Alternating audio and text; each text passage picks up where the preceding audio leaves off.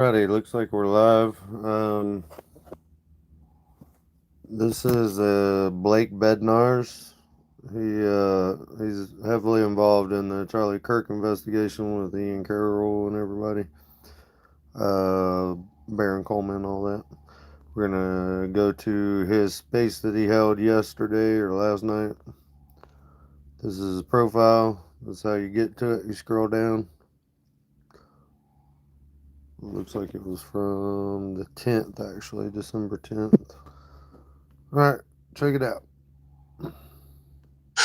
Anywhere near involved, and I just had that little bit of, empathy in my heart for her. But after I heard that, that made my blood boil, the whole entire thing. Yeah, why don't you just take it from the top on, kind of walk us through for people that might not have, that aren't laced up on what you're talking about. Okay, I believe she went on Fox News I believe it was this morning. I forgot her name was Harris Faulkner was the interviewer. Just to run down, basically, it was a rant about going against Candace. She didn't specifically say Candace, but she literally said, stop all this. It's not healthy. And what else did she say? The attacking her family, which is TPUSA, which got me really, really upset, because why are you getting mad now? So she basically went on a rant about the body. Give me my peace. This is my husband. This is my time to grieve, and I will do it the way I want to do it. Let's just play it, Allie. I've got it right here. Let's just play it. Yeah, like it's 6 minutes long, right? Yeah. So, here it goes. If nobody heard it. America. Good to see you again today. Talk to me about this part of the conspiracies that are out there. This disturbing part that people are trying to guess where Charlie is. Can I have one thing? Can I have one thing? Can my children have one thing? Everything was public.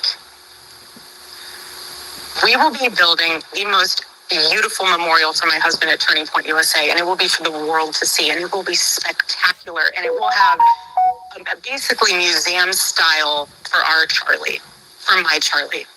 But can I have one thing? Can my babies have one thing where we hold it sacred, where my husband is laid to rest, where I don't have to be worried about some secular revolutionary coming and destroying my husband's grave while my daughter is sitting there praying? One thing, that this is my husband. Yes, he was Charlie Kirk to the world, and I know so many people love my husband, and I am grateful for that, but this is my husband, and I want to be able to have one thing left that is sacred to our family, to my in-laws, to my babies, and to my parents. One thing. What are they taking from you right now? Nothing. But I will tell you what they are doing. It reminds me so much of chapter 6 in the book of Nehemiah. He is building a wall, and the townspeople are at the base of that hill saying, Nehemiah, calling him all these names, saying all these things, come on down. Every single time he had the same message 4 times in a row. I cannot come down. I am busy building. That is how I feel. I do not have time to address the noise. My silence does not mean that I am complacent. My silence does not mean that somehow Turning Point USA and all of the hand-picked staff that loved my husband and my husband loved them is somehow in on it. We are busy building. And you know what I thought? I thought these people are human. We're all grieving in our own way. And they are trying to find the answer to something that happened that was so evil. They are trying so hard. And I get that. We're doing the same. Anytime we hear a lead or anytime we hear anything, we send it to the authorities. Please dig into this. No rock will be unturned. I want justice for my husband, for myself, for my family, more than anyone else out there. So for me, you want to keep telling me to come down while we're building? I don't have time for that. But here's my breaking point on that. Come after me, call me names, I don't care. Call me what you want. Go down that rabbit hole. Whatever. But when you go after my family, my Turning Point USA family, my Charlie Kirk Show family, when you go after the people that I love, and you're making hundreds and thousands of dollars every single episode going after. I know that bitch ain't talking about making money off of Charlie Kirk's death. Are y'all freaking kidding me? Sorry, I never listened to the whole thing. I just heard clips. This is crazy. This is crazy. The people that I love because somehow they're in on this. No. You know, I have to say it. I've never seen you like this. No, this is righteous anger because this is not okay. It's not healthy. Hey, here's a hint. When you're actually having righteous anger, you don't say, "Hey, this is righteous anger," right? When have you seen anybody that was righteously angry and they were like, "I'm righteously angry right now"? That is the cringiest shit I've ever heard anybody say, really. This is a mind virus. Yes, I believe in our judicial system. I do. We have a hell of a team working on this. Excuse my French. But this is not okay. So you want to put these people back in the box where they've been creeping from? I don't care what box you're in. But just know that your words are very powerful and we are human. My team are not machines and they're not robots. They are human. We have more death threats on our team and our side than I have ever seen. I have kidnapping threats. You name it, we have it. And my poor team is exhausted. And every time they bring this back up, what are we supposed to do? Relive that trauma all over again? They watched my husband get murdered. I have no idea how I would have reacted if I was there that day. And thank the good Lord that I did not have to see that happen. But my team, they are rocked to the core. So why every single day do they have to be dragged through the mud, analyzed, hyper-analyzed? You know, the conspiracies that are out there, all of the like. Do you think that there is more of it now because you do shine your light? I mean, did people just expect you would just go away? I don't know what they expected. They pick on you because of your accessories. I mean, I've seen some of it. Oh, yeah. No, at this point, it's the conspiracy collection. Get it before Christmas. Like, seriously. If you want to find and pick... Hold on. I'm a married man. I can speak on this a little bit. I'm not a woman, but I have been married to one for a long time. 15 years to be exact. If my wife hugged any other man like Erica hugged J.D. Vance, we would be having words over that. We would be having a lot of words over that. She caressed his head with her fingernails. I seen it. You can go watch it. Are you freaking kidding me? That's appropriate. That's appropriate behavior. Wearing tight leather pants and coming out like your WWE superstar or whatever. Was trying to think of one. Lita or something. I mean, what are we doing here? Take me apart, go right ahead. I do not care. I don't. This was happening before Charlie was murdered. Both of us have been through the ringer. People will call you whatever they want to call you. Yeah, I will not be wearing any jewelry from Turning Point ever. Just for the record. Wow.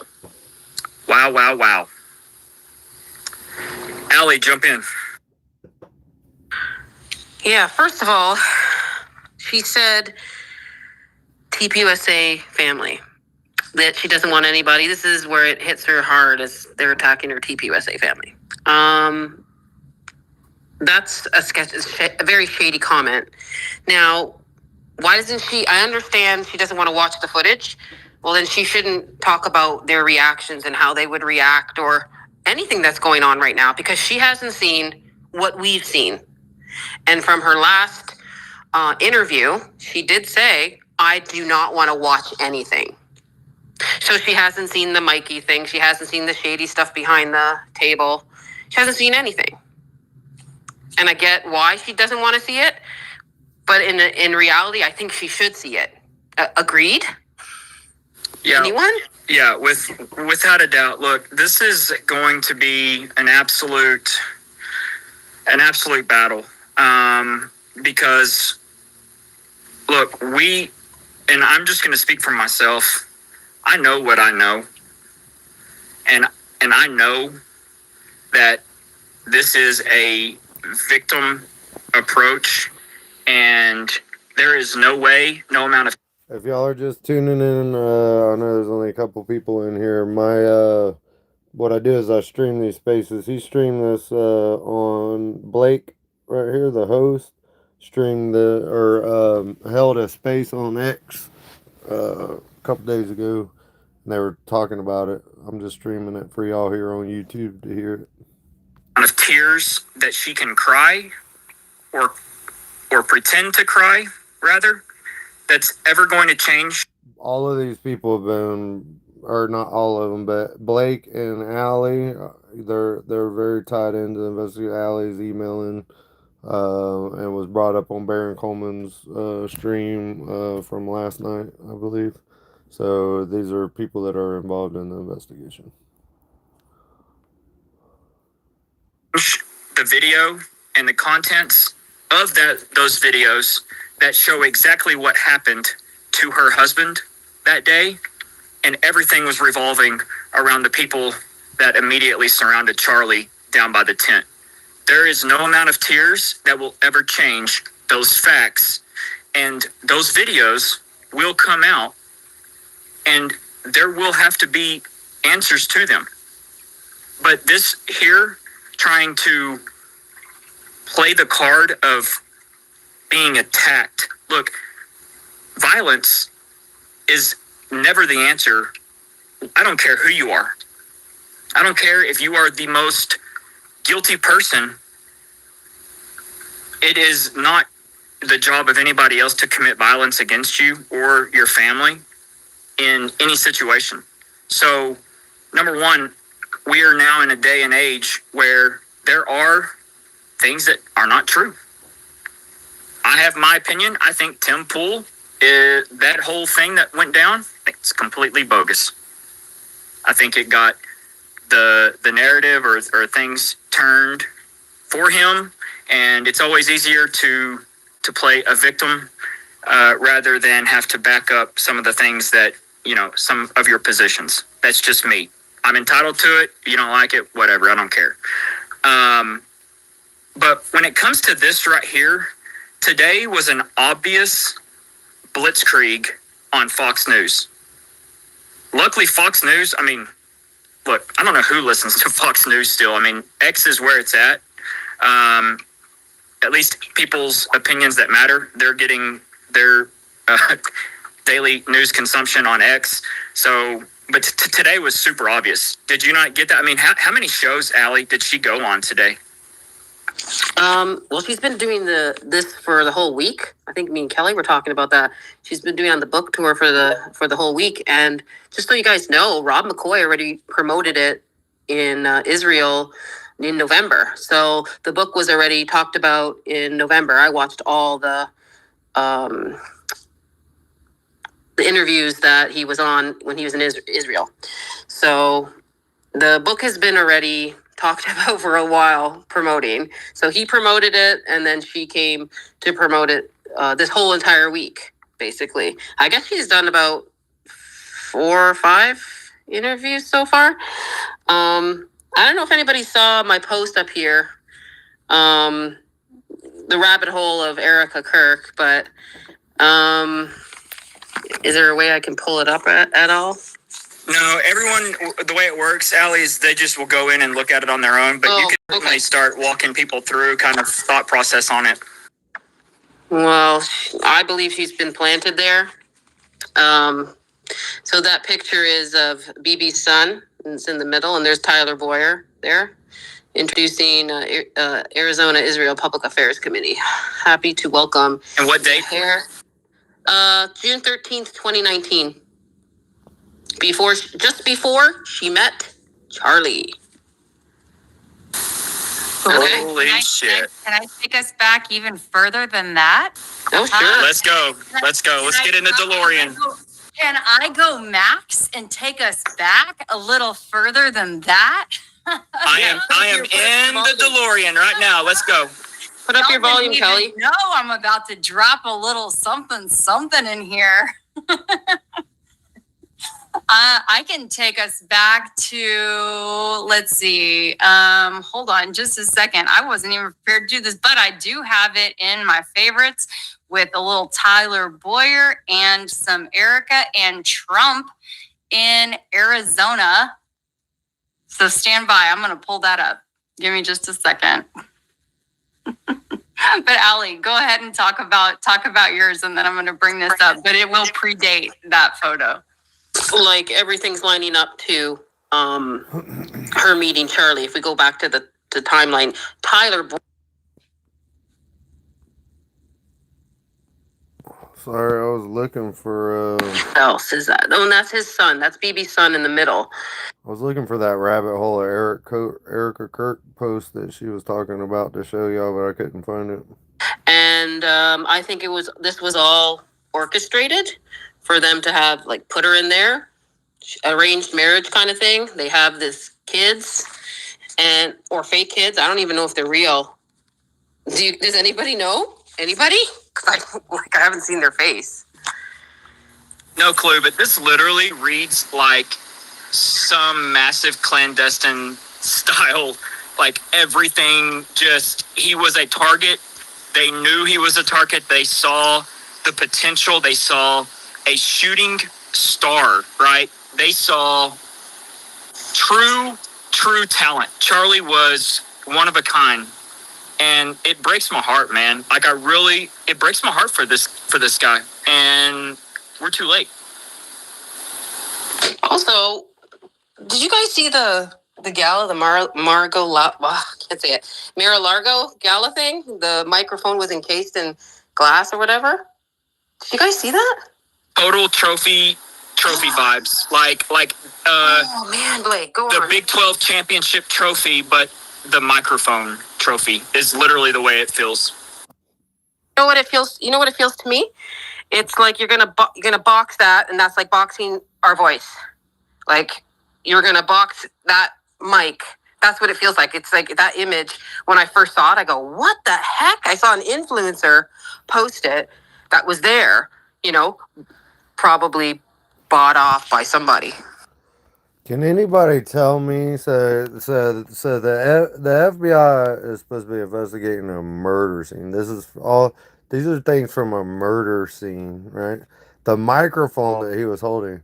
Why isn't that in evidence? Why is that in a box somewhere? How does that make any sense at all? I just seen it on her timeline. What in the world is it doing right there? What in the world is it doing is that even a microphone? Wasn't it a corded microphone? Look, there's a cord on it. What? How is that not FBI evidence? How's that not in evidence? Yeah, I mean that's a very valid point. I think the symbolism, there's going to be no shortage of symbolism on stuff, but I mean it's just me. I read it as a trophy. Yeah, same here. Like it just looks like they're going to box our silence now. Anybody else? And guys, if you have a mic, like MySpace, like we're just gonna free for all. So just jump in. Just don't cut anybody off. Let someone finish their thought. You don't have to like raise your hand. Just get in there.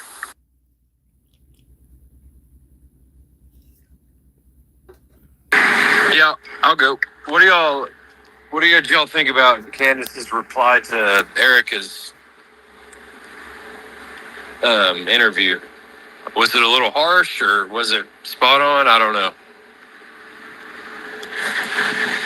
Seemed a little harsh, but I don't know. Like maybe she was baited into being Candace. I don't know. For me, I feel like I've seen this whole thing coming for a little while now. I'm just going to be totally candid from my perspective. I feel like we are okay. If we want to use the WWE or look, I'm 40 and WWF in my day. I grew up on WWF.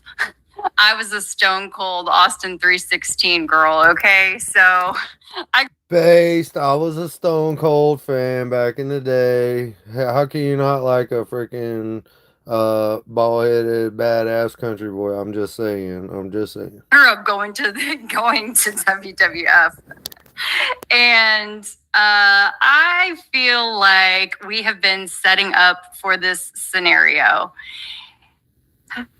We've got Sable and China, okay, and we're gearing up for WrestleMania.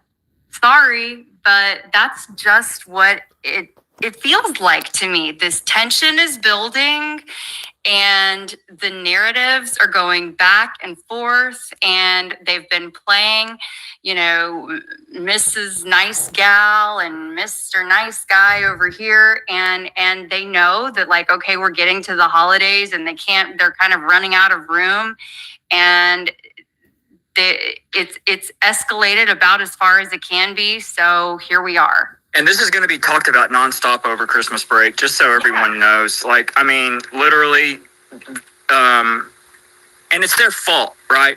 Like, this is their fault. When they could put out video tonight, and shut us all the fuck up.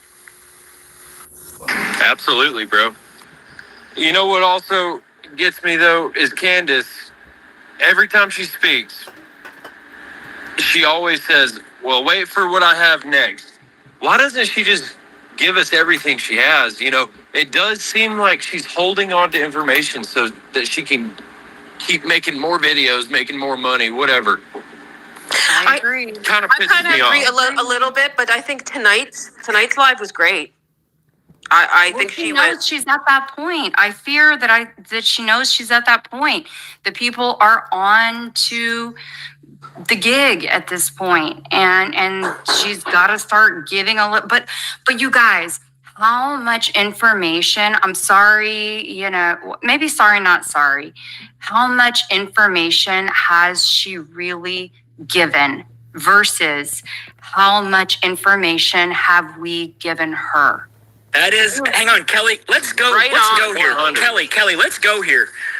Let's list out. Sorry, I told What you has- I'm fired up. No. I'm going Look, I nuts mean, tonight.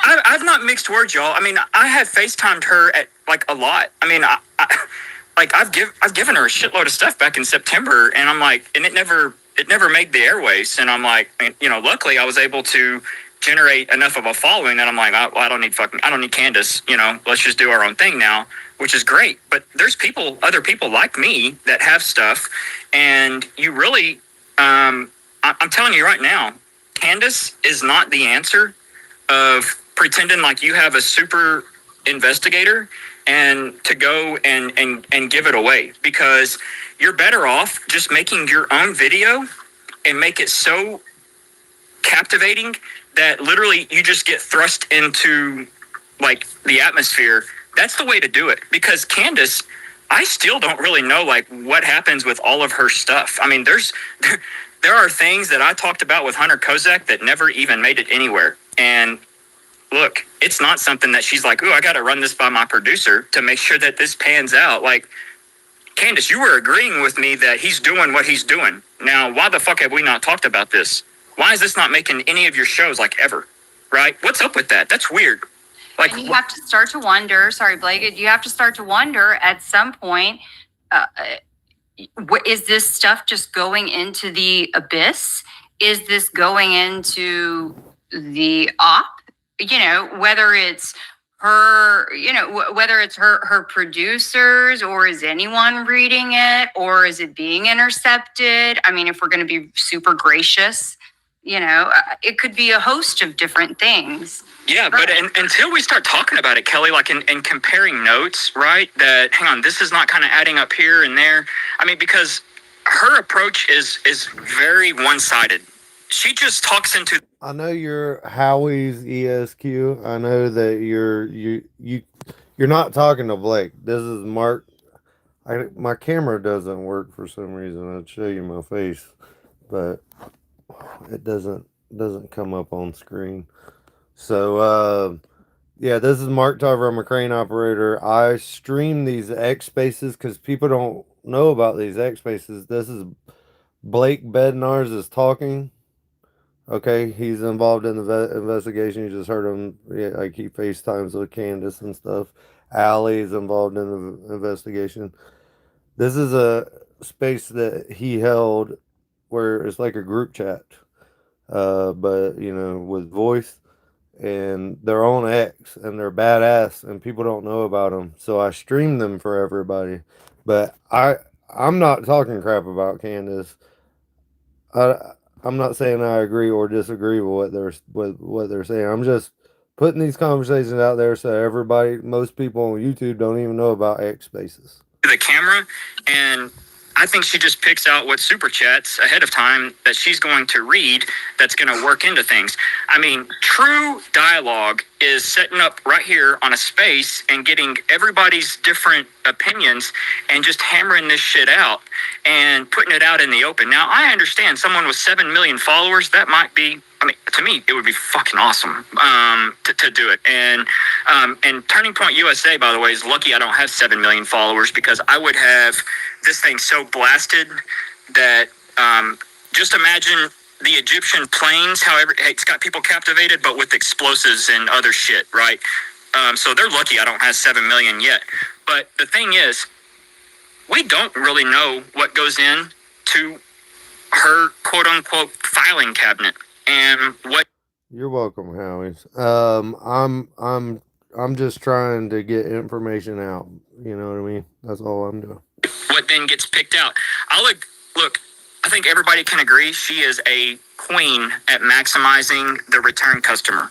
Okay. Hey, if you're listening and if you could hit the like button for some reason, like when I first started streaming these spaces, I was getting like 30 or 90,000 views. I would have like 1,000 people in here at once. I think that I'm being like, you know, kind of shadow banned because I got a little account, so it's easy for them to do it to me.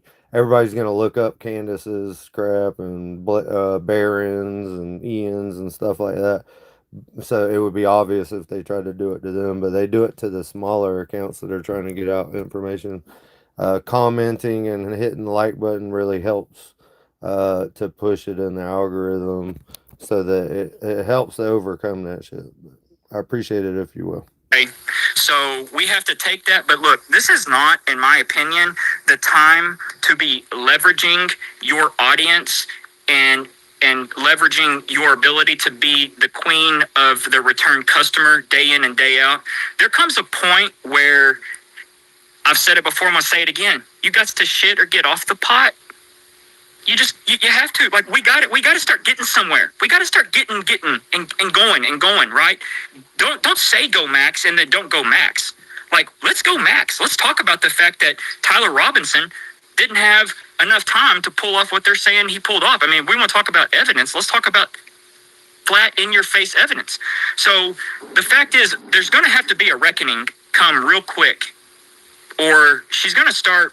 I don't think she'll lose customers, but she's really going to have things be questioning, right? And this is not a jump on Candace. I love Candace. If you're listening anonymous, I love you, girl. Like, but come on, like, let's start moving. Like, let's get moving.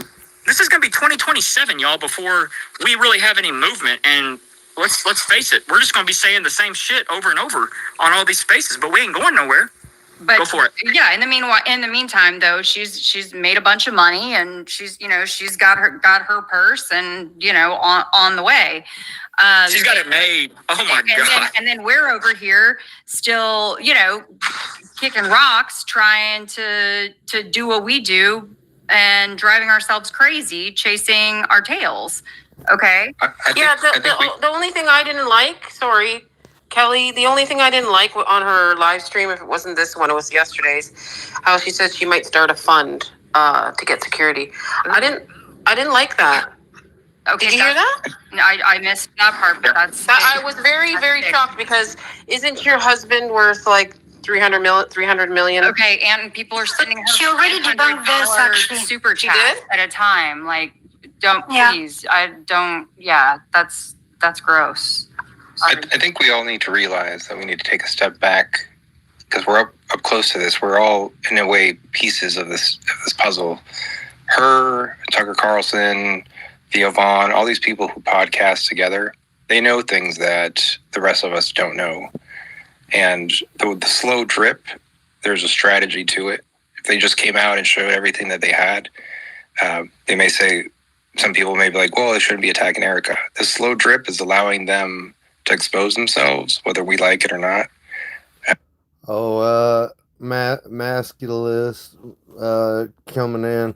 He always backs up and listens to the whole thing, so he's behind me right now. He's talking about Steve Austin, old Stunner Steve. Yeah, I think that's what you're talking about. I know we would all want transparency and just say show your cards, but this is all a strategy to it. There's a reason they're doing it this way. I agree. Yeah. I agree. Yeah, I do too. I do too. That's a valid team point. is on, though? Yeah. What team is Candace on? Who is she playing for? Yeah. You know? And If I you just let it all, if you let it all out now, guys, then no one's gonna talk. You know what I mean? Like she just got Erica to talk.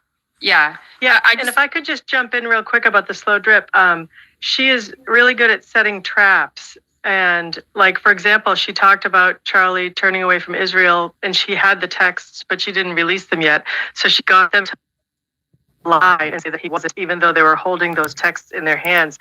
And then when she released a little bit of information about the Egyptian planes, they freaked out the next day and said that she was making all this stuff up. And then she let them know, the receipts that she had. So I think there is a strategy to a lot of them where she's setting traps and she wouldn't be able to get them to lie like that if she didn't do it that way.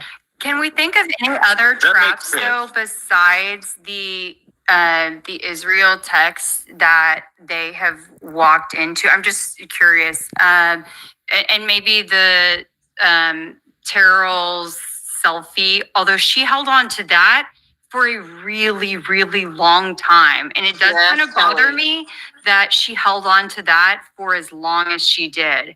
It's like, hold on, that was gold. Why did you hold on to that for so long and then act like you didn't realize it was as good as it obviously was? But think of the result. I'm sorry. I was just going to say, Think of the but I result of do what's again happened. realize, She's catapulted herself into the number one podcast in the world because of this. She's not stupid. I mean, it's sad that she was her friend and Charlie died, but she was sitting in the cat seat and she's taking advantage of it. I don't know. It's I kinda don't think smart they if were you ever ask me. friends. I don't think they were ever friends, and I think Erica was put there to separate Candace and Charlie. To be Have you honest, seen the videos? Of course they were friends. They were Yeah, singing in the no. car. They spent a lot of time together. Erica and Candace. Oh, I'm sorry. Yeah, that's Charlie and what I'm Candace. referring to. I don't think Erica and Candace are really good friends, and I think Erica was put there to not only to be with Charlie, but also to get that Candace out of the picture. No doubt. Candace relates to more like I don't know, more like a man friend. I don't know if I'm the only one picking up on that because so many women get so emotional over Candace and can't stand it. You see it on the internet. These women just get so emotional about her attacking Erica because she's the wife with the kids. Well, let's face it. Hold on, let me jump in here. Don't women watch murder shows like the most out of everybody? I know, like, people make fun of me because I love murder shows. Like, I've watched freaking all of Forensic Files, all of Paula Zone or whatever, all of them. Like, I watch murder shows like crazy, and people's like, you're like a woman with that shit. Now, on every freaking murder show that you watch, I mean, it's like the first one you look at is the spouse. That's the first one. It's like 50% of the time it's the spouse. And then the rest of the time, besides like maybe like 2%, is somebody that's really close to them that benefits from his death. Like that's how the murder shows go. I mean, are they really that dumb? I mean, I don't think women are that dumb. I think they must get overridden with emotion because uh for them to I don't are women attacking Candace for going pointing out Erica's shit? Is that really a thing, or is that like a psyop, like bot accounts and shit? I don't know, man. I don't think women are that stupid. Women that are intelligent, that are attractive, are like off the charts attractive. Okay, and I think that's probably Erica's what. missed the boat though. And I'm not talking And she's about not Erica. even really attacking her. She's not even really attacking Erica. She's just No, she's investigating her widowed or her deceased husband's murder. I mean, And Erica's missing the boat. She should have aligned herself with Candace. Candace went to number one. She had TPSU as CEO. It's her job to make TPUSA profitable. If she would have went in and sat down with Candace and say go and aligned her, at least let her She's at least in let on her it. cook. She's in on At it. least let her cook. so hey, She would not be effing Charlie. dividing the country right now. Here's the deal. It would not be falling off a cliff, which it is right now. It's falling. It's going down. Here's the deal, effing Charlie. Let me just explain it from my 40,000 foot overview. The reason that she can't, being Erica, is because Turning Point is all over this. They did it. That's why. You can if this is a true person on the roof, this is a true thing that really happened, someone really on the roof with really a rifle, and that really did happen, they are united like nobody's business. But here is the thing. They cannot align because the thing that Candace is trying to find out actually implicates them. I agree. Did you see my comment on the roof runner? Maybe. I think Drop it and I Go ahead. think the guy shot a blank. I think he was up there. He fired a blank, or he fired a pistol into the air. The guy gave the guy with that grabbed his arm gave the signal. He fired the shot. They blew the mic, which was the thud you heard, and which killed Charlie instantly. And could be. I think the timing would be very difficult. And he wasn't in a prone position. He was just standing there. See, that's the thing. That's where the video. Yeah, I mean that's a very strong possibility. I think the timing would be difficult, but look, it's something that literally it is a possibility, and I think that is the only reason. That is the only. I have no doubt, and I believe wholeheartedly that is the primary and only reason that they have not released the video prior to 12/23/34 is for that reason alone, is because that dude is not even on the edge. And I don't know if Candace has to hold certain things back or whatever. I don't know what the deal is. I have a couple different opinions about how Candace is handling it, but I can tell you that she's handling it way better. She's putting out way better content than I could ever put out, and doing way better than I could ever do. So I can't. It's hard for me with my retarded little X space stream to fault Candace for how she handles her part of the investigation. he might not. I mean, he might be standing. I don't know, but there's enough there that they can't have it out because there is nothing that could be gained or lost. Actually, I mean, there's just a lot that's been lost because look at where we are at right now talking about it. I can give you an example of the timing. You remember the Somali pirates, and they took over the ship that one. Oh yeah, SEAL Team 6 was. They were bobbing up and down with the. And they shot all three of them at the same time. Those are tier 1 operators, which are the same guys that were in those Israeli security forces that were guarding Charlie. Those were all ex-tier 1 IDF soldiers. They were ex-Israeli security, right? Those are the same people. They are trained for that stuff. I guarantee. Very, very strong possibility, and that's where my main argument for everyone, or not argument, but my main just plea to every single person that is supporting this kind of other side, other team narrative here, where we're like, hey, we know more's going on, and we need to join up and just hone in on the fact that that was not a possible shot by Tyler Robinson up there, and just pressure the people pressure UVU into releasing that. And literally, they could do that tonight. You're right. And the only thing that makes sense is the mic. The shot does not make sense. Not for what we saw. Not for his chest and neck blowing up like that instantly. And that video, or the camera that the female operator is on in front of Charlie to his 11 o'clock, I mean, y'all, that sucker's nice, and it was about 8 feet away. It shows everything. I guarantee you it has this. I bet we could even count the beads or the different little links on that necklace or whatever that was. I still think there's something different that blew out, because that sucker is the length of his torso. Okay, his torso's 36 inches. Sorry, and that chain, right, was the length of his torso.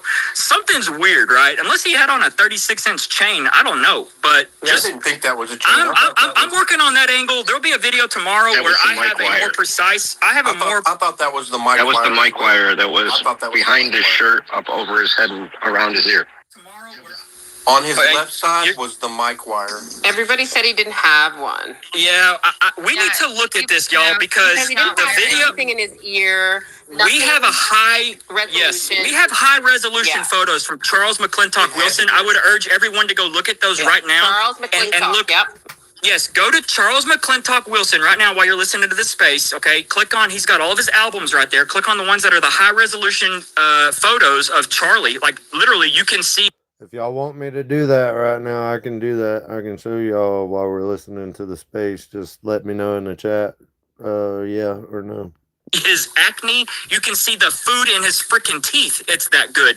Tell me where the wire is, okay, before we start throwing shit out. Like, send it to me, because I'm telling you, I've poured over this shit more than anybody.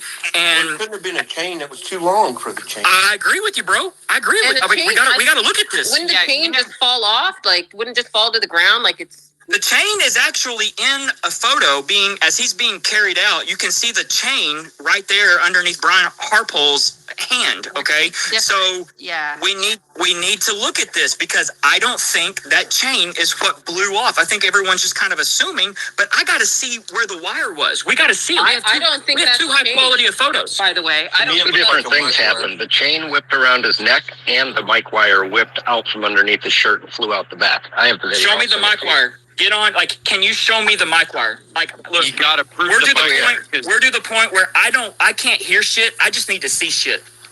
No offense. Yeah, for sure. I'll dig around. What kind of, because he was wearing that Rode mic. The wireless lavalier mic. And so, yeah, it was. I don't think that was a mic. I think we just need to look at it, y'all, because it's long. If you measure it, it's long. It's literally the length of his torso. Yeah. And that is at like 36 inches. That chain was not 36 inches. There's something more, and this probably is it. They're just riding the wave that everybody thinks it's a necklace, but we got to be able to show it. There's too good of photos out there. So if you are a wizard on the computer, go right now. Stop listening to this and go to Charles McClintock Wilson's website and pull up those super high resolution photos, and let's find this shit, because there's something here. I just don't. I'm not on it yet. Kel. No, but have you? He's done a podcast. We need to do something. I was We need to talking get to him. Matthew today, and because me and Matthew are going to do some. He asked me to come on his live. I don't know when we're going to do that, because that might violate your contract. We need to look at that. He wants to talk about the necklace, actually, because I sent him many things regarding the necklace. And if you look at the picture I have right up there, and maybe Kelly can help me with this, because I'm a photographer. I don't know if this guy was bought, or if me and Matthew were on the phone for a good hour discussing this. He goes, well, there's there's blood all over and it's dripping. I go, there's no blood dripping. There's no blood on the concrete going to the SUV. There's not one bit of blood dripping. He goes, but look at the picture. And I said, oh, well, then maybe this photographer's been bought. And I said, I really have no idea now, because if you look at the picture, there's a little bit of blood dripping from their arm and their hands going onto the pants. And I said, wow, I can manipulate any photo I want, and you guys will never know, because I'm a photographer. I know how to do that. So I don't know. There's 3 photographers. Yeah. And so why, if you're a photographer, think about it now. I'm one. I would look. Everybody's a photographer these days with the iPhone and some apps. Look, I would be Kelly. I wouldn't be stopping taking photos. It's always from, like, you know, he didn't take any of them right going to the SUV. He just stopped. How do you spell that, Blake? Charles what? McClintock, MC. I believe it's MCCLIN. I just posted a direct link to it in the comments. Oh, okay. There's 3 photographers that have all the evidence on there. It's like 3 months in. McClintock, Faraci, and Gallahan. Yeah. And So far, McClintock is the only one that plays, unless we could get Andrew to dance. We've been talking to him, but he's off a little bit. But McClintock, if you watch We could make another pass. It could all be put to rest if we could get the video footage from the UVU, CCTV cameras. There's I've been talking to what's his name, Camelot Jack. He's been filing all the grandma requests for the video footage, and he just keeps getting denied and denied and denied. But you guys, okay? So I mean, I'm not familiar with Utah. We need to get there in the president. I'm sorry for interrupting. We need somebody personally, physically, to walk into the UVU president's office with a lawyer. I don't want to fly to Utah. Or Reese, we just go NIL and we start buying this shit from people. We start paying people. Let's just go NIL on this shit. But that's You're not going to get anything from Utah. School. Isn't it private school, not public? No, it's a public school. It's actually the largest public school in the state. Do they have to honor a FOIA request? Yes, but this is part. You guys have to remember, this is part of a criminal investigation. That's where we're getting held up. Okay, Right, but they're not saying that. Whenever they deny his request, they don't say anything about that's the reason why. They say he's not being specific enough. That's literally the only thing in they're that saying. case, I mean, I haven't seen his wording on his request. I'll pin it up top. Because I mean, And I've got his I'm a former emails too. journalist, so like I know how to file a damn records request. We need to pay somebody off. I'm like, I know how to file a damn records request and get what I need. But That footage was lost the day after. Yeah, it's gone. Say that again? That footage is all gone. It's never going to see the light of day. I agree. It's long gone. Even the SD card, everything's gone. We all just fell silent. Yeah. No, everything from Spencer Cox on down. Well, I'm not. You think it's just been recorded over or what? I wouldn't actually get our hopes, down so fast. I've been keeping an eye on the court documents, and there have been several like back and forth filings about document retention. And it was interesting because like Tyler's side had, it was a little bit late, but had filed something to require that all of the, this long variety of documents. It was a very interesting request, which we should actually all go back and review. That would be something good for all of us to go through, actually, because it would give us probably a lot of really good ideas. If y'all give me a second, I can go put it up in just a moment. But anyway, it said, hey, I want all of this stuff like frozen in time, held. Do not delete this stuff. And this happened in October. And the judge like granted it. The problem is the judge granted it a little too soon. And so then the prosecution came in and said, "Oh, judge, you granted this too soon." And so then they got to fuss and fight over that. And so you have to wonder, like, was that staged? Was that rigged? That's interesting. So everyone, real quick, if there are any attorneys or anybody that knows the law, where did that go? I'm going to post this lawyer. She actually was on Gary Paramount Tactical's live tonight. He's paid off. What's her name? Like he's paid off, and this attorney will never practice defense law. I wouldn't have her at all. But she has every single court filing to date in her Substack. It's pretty badass, and I have been flipping through it too. And Kelly, I was picking up on what you're talking about with those letters of preservation, all the discovery requests. A lot of money if I would have known. Hold on, I gotta back that up and see who was that. He said, I want to back it up. Who was he talking about? Live tonight. He's paid off. The law Over that. And so you have to wonder, like, was that staged? Was that rigged? That's interesting. So everyone, real quick, if there are any attorneys or anybody that knows the law, where did that go? I'm going to post this lawyer. She actually was on Gary Paramount Tactical's live tonight. He's paid off. What's her name? Like he's paid off, and this attorney will never practice defense law. I wouldn't have her at all. But she has every single court filing to date in her Substack. It's pretty badass, and I have been flipping through it too.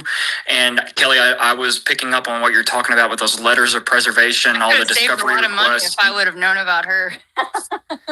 Yeah. So I'm going to post it, or I did. Yeah, right there. Andrea Burkhart. Yep. Everyone click on that Substack and you can download to your heart's content on all and every court filing. We can't be surprised if the camera in the tunnel was malfunctioning coincidentally that day and it never recorded anything at all. We need positive vibes, Rain Dancer. Please. Sorry. Positive. Although NJ, what's up, man? In the I Am Ricky Diaz video. It does bring me a lot of peace. Brings me a lot of peace. You follow me, Blake? What's up? I'm sorry. Yeah, did you say what's up, NJ? It sounded like I... Oh, no, ma'am, but you go ahead. You got the mic. You go ahead. You've got the mic. All right, thank you. In reference to the earpiece in his ear, there is definitely a video out there, I've seen it, where the person recording it, I would say, is at Charlie's 1 or 2 o'clock. And he's not speaking yet. They're kind of just fiddling around, but he does have on the mic that he had under his shirt. And you see him adjust a piece in his ear. Now, I don't know, obviously, if it stayed there according to the pictures that you were talking about earlier as well. But there is a video where he is adjusting what's in his ear. Holy like shit, I said, hang on. Hey, yeah. New Jersey, hang on one second. Sure. Oh my God. Allie, could you in Photoshop or Lightroom remove a earpiece? Yep. Holy fuck. Did you see something? Every single one of Charles McClintock's photos could be, he ran them through Photoshop. Yep. To remove the earpiece. Exactly what I'm telling you guys. I already know. Is there any way to Me prove and that it's Matthew been have said photoshopped? Oh, you'll unless you can get the actual raw file, you'll never know it's You will Photoshopped. never know. And Holy The video shit. is out there. I saw it weeks ago. And I've only seen it once. And I probably did save it, but my God, I'd have to spend some time going through my bookmarks. I've got it. Who is this Charles McClintock anyways? I'm sorry? Did he just get hired? Did they hire him to do photos? Like, who is he? Oh, I remember. You need to find him, Allie. He gave the story, you guys, to these two girls. It was their very first little podcast. And okay, I can't think of their names, but it was very, very informal. And so he was very like off the cuff and chill talking to them. Okay. But even before that, he was introduced by Baron Coleman. And when Baron spotted him, he was acting a little bit unusual in the video. He flips a tag from black to white as he's looking away to where a shooter may be. That was Baron's Coleman's suspicion originally. Yes. But then he became very friendly and started going on that podcast that Kelly mentioned. Yes. And so it doesn't mean he's not involved. Well, I was just, thank you for mentioning that. And the way that he characterized it when he was speaking to these girls was that he was operating as a stringer, or well, not a stringer, but like as a freelancer. And that he just kind of showed up there, I think with his girlfriend or wife or something like that, just knowing that he had a little bit of interest in Charlie, and he just figured if he went there and shot the event that someone would buy his pictures. Everybody was there, obviously for interest, but not to expand on that. You do know where he is in the crowd, correct? Oh yeah. Okay, Blake, praise Yahweh. You should know who this is. Shalom, shalom. Shalom, shalom. Anyway, go back on the video with him. You know, who's the guy that they keep down saying that has a palm pistol that doesn't have a palm pistol? Rick Cutler. Rick Cutler. Yeah. Look at the video where McClintock is. He has a photo of there of the exact moment where supposedly Cutler. I don't recognize this guy's voice. Does anybody in the chat recognize him in the investigation? Klaus Slay, the dude that's talking right now. This is obviously a burner account that he's on, but he knows Blake pretty well, and Blake knows him well enough to know his voice. Was taking the shot as well. Rewatch that video part. So they're what are we looking for exactly when we watch that? You're gonna watch. He takes a picture of the exact moment where Cutler lifts his hand, where people say he took a shot. I'm just saying there's 3 photographers there that have all the evidence. Him, Andrew Faraci, and Jeremy Gallahan. Blake has the thing. They all have 3 different angles there. They're all independent photographers from different states. So unless somebody has access to interview them specifically, you could get a lot of evidence from them if they're not under whatever paid off or gag order or whatever you want to call it. We need to go with some money. We need to throw some money at them. Photographers are always starving. I think that's what we do.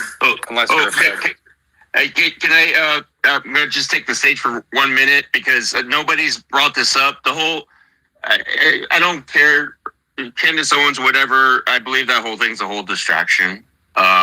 This whole French thing, and they brought up the guy with the black shirt with the white cap. You all remember the French guy or whatever, supposedly in the crowd there? You know that's Hunter Kozak's brother, right? No. No, didn't know that. Expand on this. I'm not really remembering the French guy. He just had a hat on, right? Like, I don't know. No. Okay. Hold on. Let me see. You could look at the face. You've seen the face. You have the face on your pictures, I'm sure. Family. I have a picture of Hunter's whole family. Okay. Because, yep. No. Okay. We're God bless, because these people changed their name. God bless. Where the hell is it? His name is Liam Kozak, but he spells it differently. He's with Channel 5, with that Andrew or whatever guy. Oh, God. Anyway, he was actually at the event too, at the stadium, interviewing people. You've probably seen that video too. If you go to his Instagram, you're gonna see his page. Let me see. I know who you're He's talking both- about. I don't know that is a brother. I was thinking that was maybe a cousin or something. I feel like I've looked into that a little more. Okay, but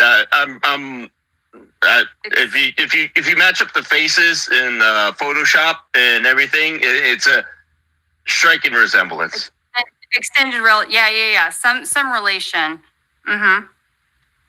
So where are you going with this? Like maybe we could pay Hunter Kozak's brother for some information, or what? no, you need, everybody needs to get back to basics. Forget all these fucker people that have 7 million followers. Candace Owens, Ian Carroll. 1,000%. Disengage from all these people. Blake, you got to get back to basics. Back to basics. 1,000%. Quit all the chasing tail.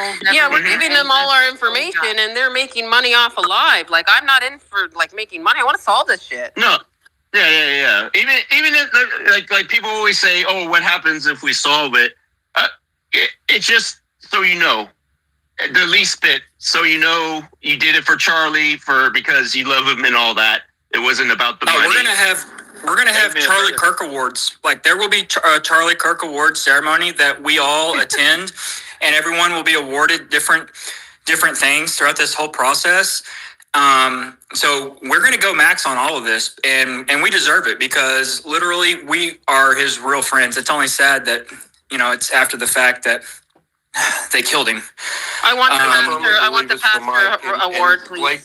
Blake, you'll come out being the one who have cracked that. Well, Mike. I'm gonna throw it. I'm gonna throw the party. That's for sure because he deserves it. And honestly, y'all, like this is so important. We have to keep on. This earpiece thing is very, very interesting because I never even once thought about them photoshopping out. I've just taken it for granted that it wasn't there, but it makes perfect sense why they would. It's literally silenced everyone. Left? So like I don't have any shots from the left side.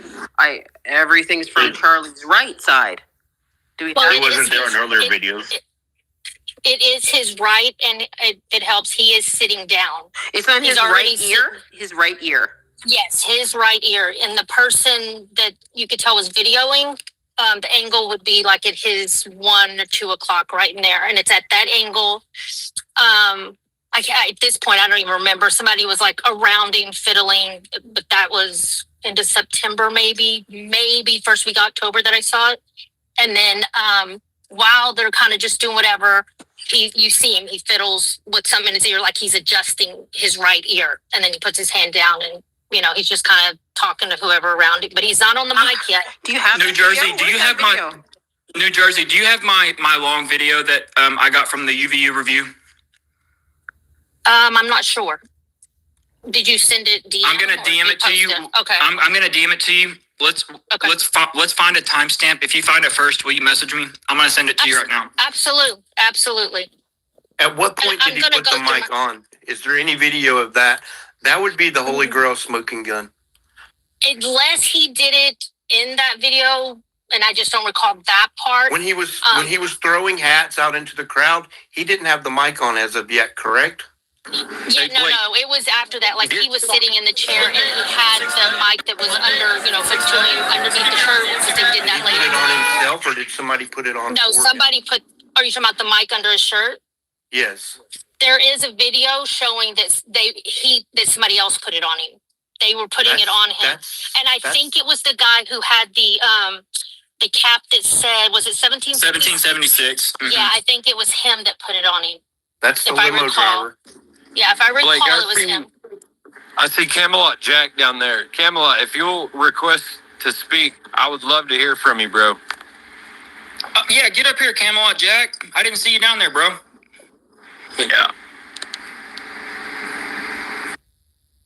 Sorry for interrupting everybody. He might still. Camelot Jack, are you still sick? Give us a thumbs down or a thumbs up if you're still sick. He might not want to talk. I think he was under the weather.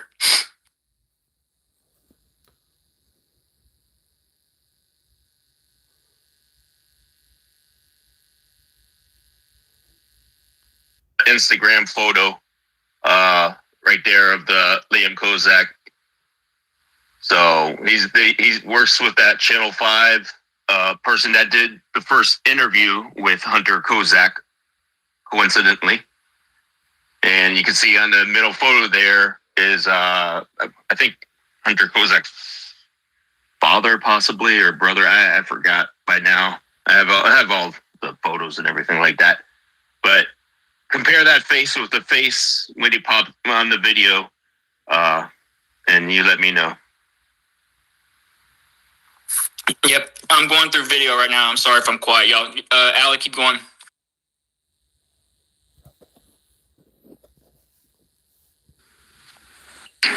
So is Photoshop, is it an online service, or do you download it? How does it work? No, it's from Adobe, and you download it.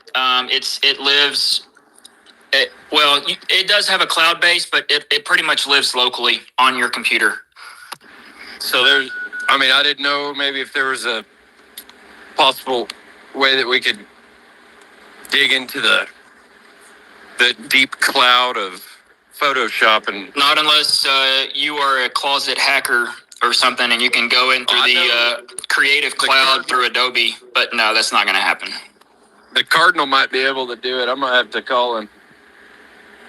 Dial him up. Yep. I just I don't know where I put it in our chat there. I did post a picture of Hunter's family, all of them there.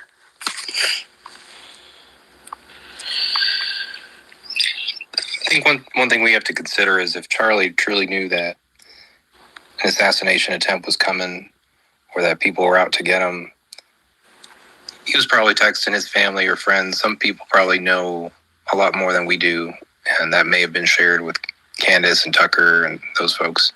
So even though we're focusing on Tyler Robinson, I think they're looking at a bigger play here. Definitely, I think Charlie did say to Candace that, you're my David or something like that, or you're my Michael. Well, then she fucking needs to do it already. Damn.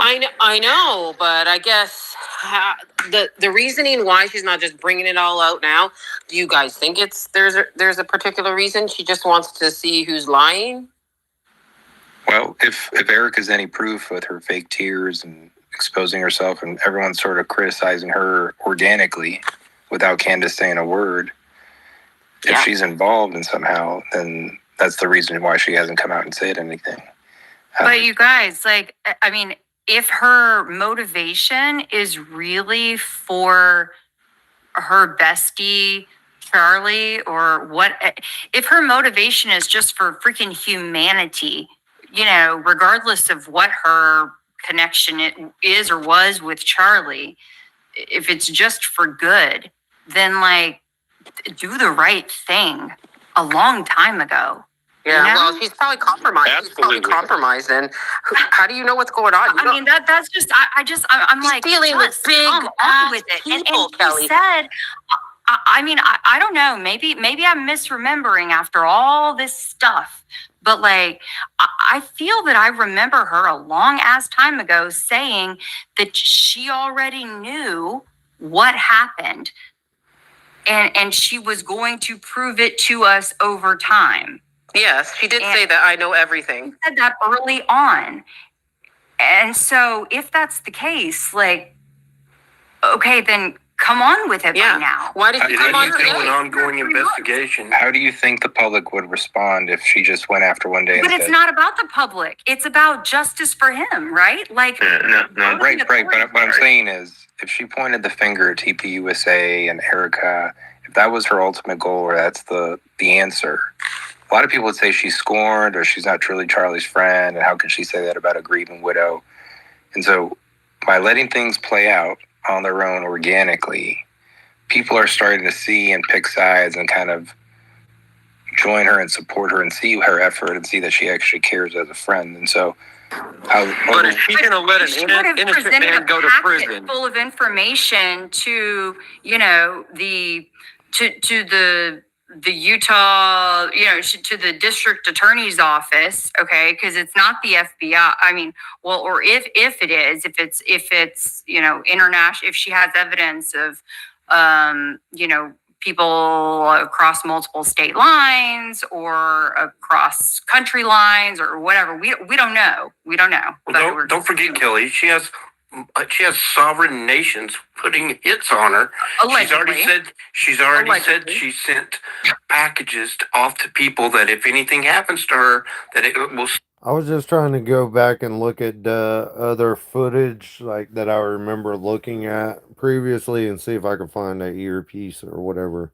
That's what I was doing. Still all be revealed. So, Allegedly. there is still an ongoing investigation. Maybe, she's not allegedly. stupid. I don't know. There could be any number of reasons. Allegedly. I don't know if it's odd that a giant case like this has a court date set so soon or not. I'm not familiar with like how often or how soon court cases are built and shit, especially when it comes to bigger cases. I don't know. Allegedly, if I'm Allegedly, skeptical of exactly. everybody at this point. Guys, they sold their home. They were gonna get a divorce. Something was going on. Something was going on with the finances. He was gonna find something out. There's so much into this than just.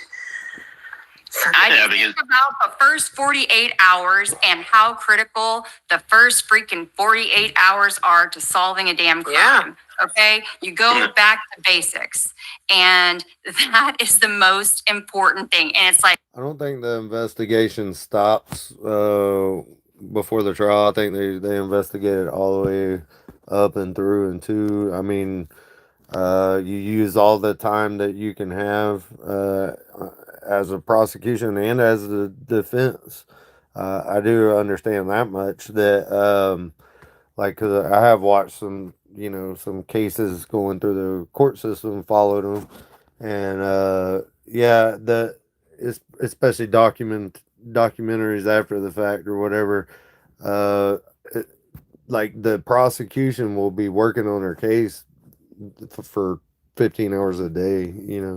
The defense will be doing the same, and the prosecution will be trying to withhold evidence that they're going to use in the trial, and they only give it to the defense at the last minute and shit like that. There's all kinds of strategy to court cases. it's like she got her ass on her podcast early on and said, I know what happened to my best friend.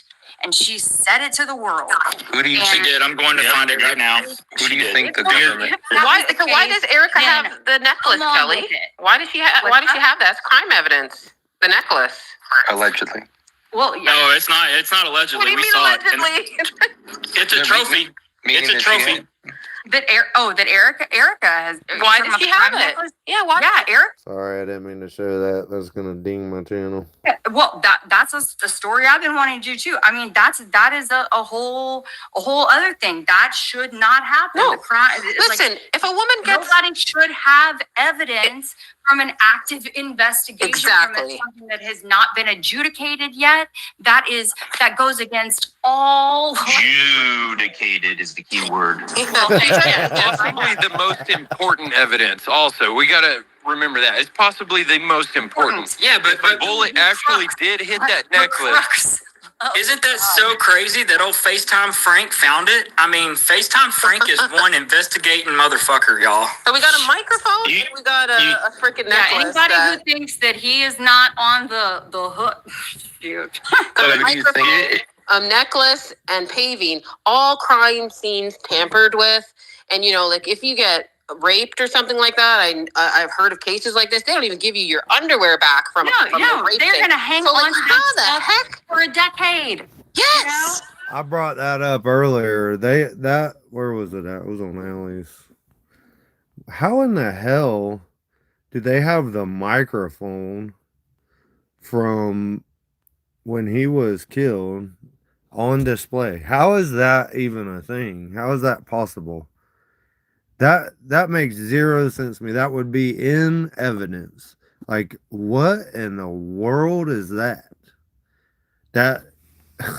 I mean, it's ridiculous. Who do you think the government official who could have been the vice president is the point she referred to that today? That was supposedly in El Paso. Ooh, hang on. You need to elaborate. Yeah, repeat that. So today she said that there was, if you buy into the story that somebody was on the military base, she said that a government official had used a plane, that it could have been somebody in the cabinet, or it could be up to the vice president or Pam Bondi. So the question is, if this was really a state action against Charlie, who do we think the government official is that she was alluding to? Hang on. She put out a very cryptic phrase, and then she didn't deliver the goods. Like, she didn't follow through with just telling everyone who it was, or is she still trying to fish out information? I think, according to this whistleblower, former military guy that she was referencing to about yesterday, and then again today, and saying that his story will come out, that he'll be on the podcast, that there was another plane.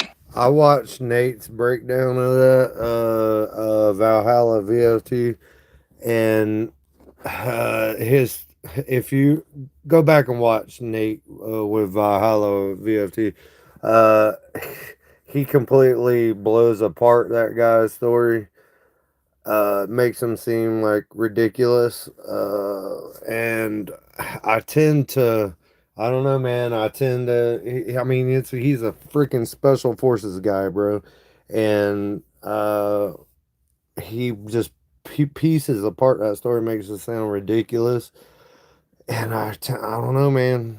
I tend to go with it, the people that would know. That was at this base, and only somebody in high state position, whether it's the cabinet or the vice president, but she sort of just left it there.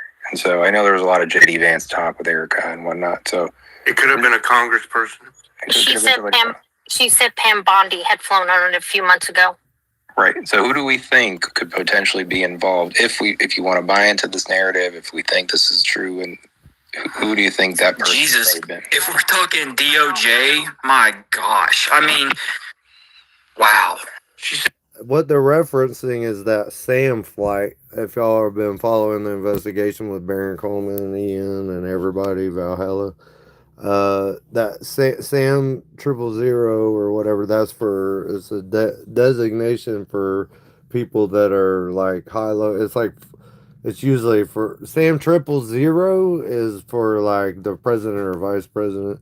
Sam 00 something can be like anything for 4-star general or higher, for an important mission or whatever. And so that's what they're talking about, if y'all ain't following. She said it was because the flight had a designation of SAM, SAM, which is Special Air Mission, which signifies a dignitary, either a congressman or a cabinet member or president, or it couldn't have been president or vice president, because then it would have been Air Force One or Air Force Two. Or a rabbi. Right, but the signification SAM, SAM, and then I guess tail numbers signifies that it's a special air mission, which signifies somebody important. I want to get those records. Yeah. Anyway, I'm just going to chime in and tell you my piece of it. I believe he was ritually sacrificed. If you look at the layout of the courtyard, it is a menorah shape where his tent was on the wick. He's basically no. He was lifted up the seat on the chair as an altar, 100. sacrificed as an American red heifer. His body's probably been cremated, one to hide the entry wound, which is above his right side. Please, everyone, repost this space. We need to, let's get everyone listening to this. Sorry, I just wanted to give that plug real quick. Take off. Yep, go for it. So, I can keep talking if you don't mind for a minute. Go for it, please. Okay, I'm sorry. Because I've lost sleep over this for the last 3 months, like everybody else in here. You're on it. Go for it. Let it go, bro. Just let it out. Let it go. Listen, go back to basics, everybody. Thank you. You have to look at the open mind. Now, my theory is the kid in the white shirt is involved. Listen, LDS, Chabad, ritual sacrifice, red heifer, the whole their whole outlook on doing the third temple. You have to understand the parallels between here, what's in Utah, what's over there in Israel. I'm going to divert right here for a quick second to let you know what my belief is so you know where I'm coming from. I believe Yahweh is Jesus Christ in the flesh, okay? I believe we are in the short season. I believe in our generation, we're not going to see Mark of the Beast, tribulation, any of that. Listen, the great white throne judgment is next, but live your lives like you're living for truth, righteous, justice, and have your faith in God and everything. That's my whole, I've been doing this since 1999, Y2K conspiracy shit. From the shackle trains, with the guy, that popular podcaster back in the 90s that killed, he was an American guy with the piano wire that he could kill somebody with, 9/11, and all this shit.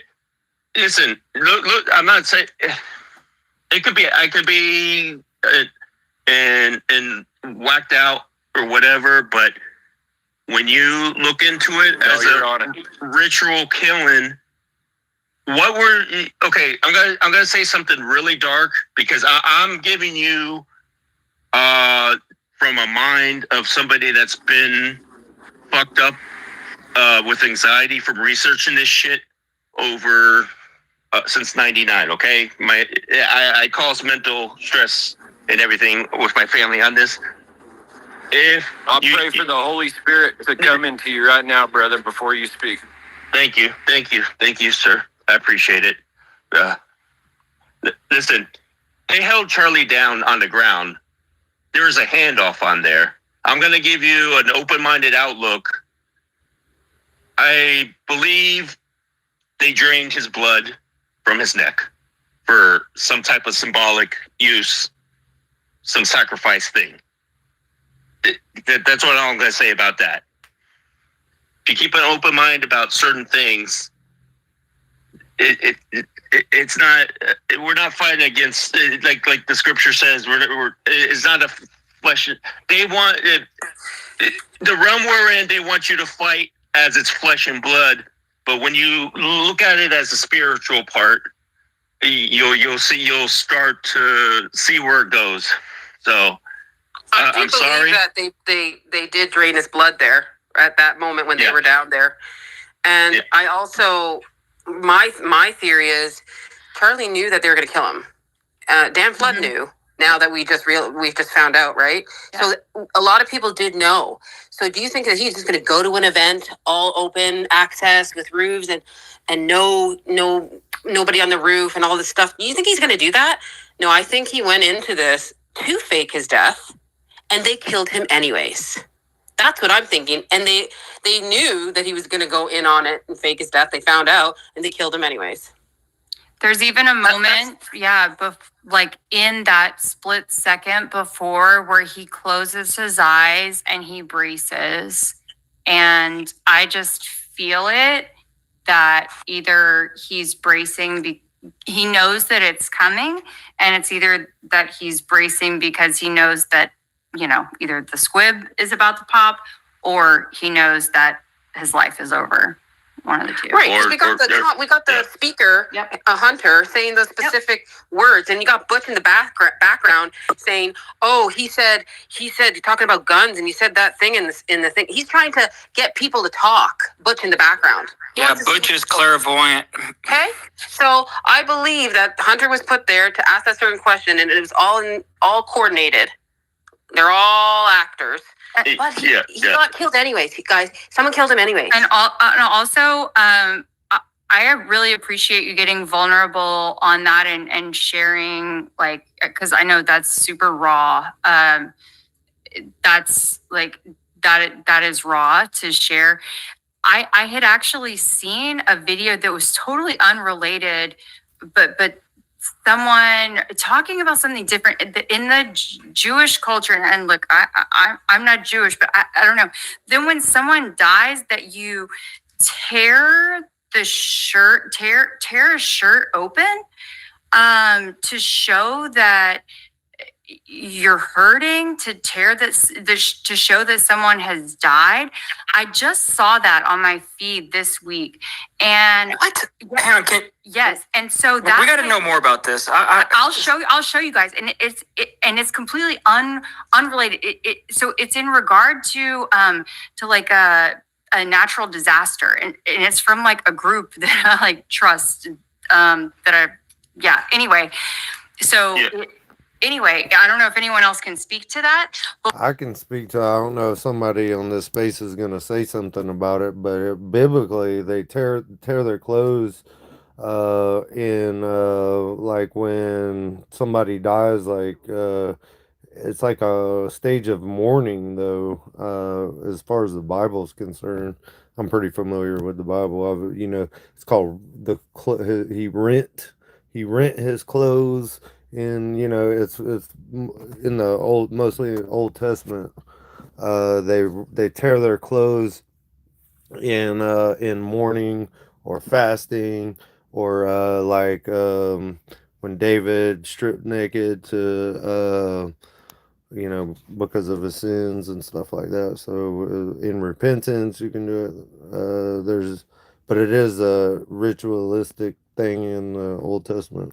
But when I saw that, you're correct. It stopped me in my tracks. I was like, holy shit. It made me think of now, I don't know about the Jewish culture, if they're like what it says about that in the Talmud or whatever, but as far as the Pentateuch, the first 5 books of the Bible, very common. Of freaking Brian Harpole's interview, and when he talks about ripping open the shirt at the hospital, and I was like, is this why he needed to like rip open Charlie's shirt? I don't know. It just Kelly, you're right. To go to a movie, I can base it on a movie. That's all I can do. There's a movie with Neil Diamond in it, and he's Jewish. He plays the Jewish person as well, and his dad is upset with him basically because I think he was in a relationship or having a child with somebody who wasn't Jewish. It's Lucille Ball's daughter that plays his partner, and his dad rips open his shirt too. It was basically, you're dead to me. And they were Jewish, and they did the exact same thing. Yeah, exactly. I'm going to say another thing that's going to be controversial to a lot of you here, and it'll be in relation to why there's 1,000 pastors over there. Jesus Christ was not Jewish, okay? If you look into the history of that, you'll understand the whole battle that they're trying to reproduce what's in the past. So much. Thank you for saying that. If you question that, just think his mother was a virgin. Okay, he was Jesus. I mean, was inseminated, I guess, by the Holy Spirit, right? He is not anything. He's the ethnicity of him. He is not ethnically anything. He is God. Okay, so if you question that, I know probably 15 people ran out of here when they said that Jesus wasn't Jewish. Ethnically, Jesus wasn't any ethnicity because he was inseminated by the Holy Spirit. I'm sorry. It's true. It's true. You don't attack. There's too many people that just as long as you know that, don't fall for the deception, even though those days are over. It's just they're recycling what happened to our history in the past and everything. Claude, they're changing the Bible as we know it. Yeah, but changing the Bible as we know it. Yeah. Just have your faith in Father God, Yahweh, Jesus Christ. He'll know by your heart. Don't worry about the whole sacred name stuff and everything. That's just the most important thing to take after this, because Charlie Kirk was the symbol for America, for freedom, for Christianity, and he was the sacrifice like they want to say, oh, this is the turning point. They want to, just like 9/11, they wanted to use him as a prime example of what they think they could do to us. And that's what I got to say. I'm sorry to take so much time, Blake, and everybody about this, but Powerful stuff, man. You're welcome up anytime. I don't know if he was good or not. I believe that he was. I think that while we're talking about this, this is my jam. This is what I'm on. So I believe that we are obviously in a battle between good and evil. Okay, Jesus, if you look at the life of Jesus or his disciples, what did Jesus do? Okay, what are we supposed to be acting like? How are we supposed to conduct ourselves?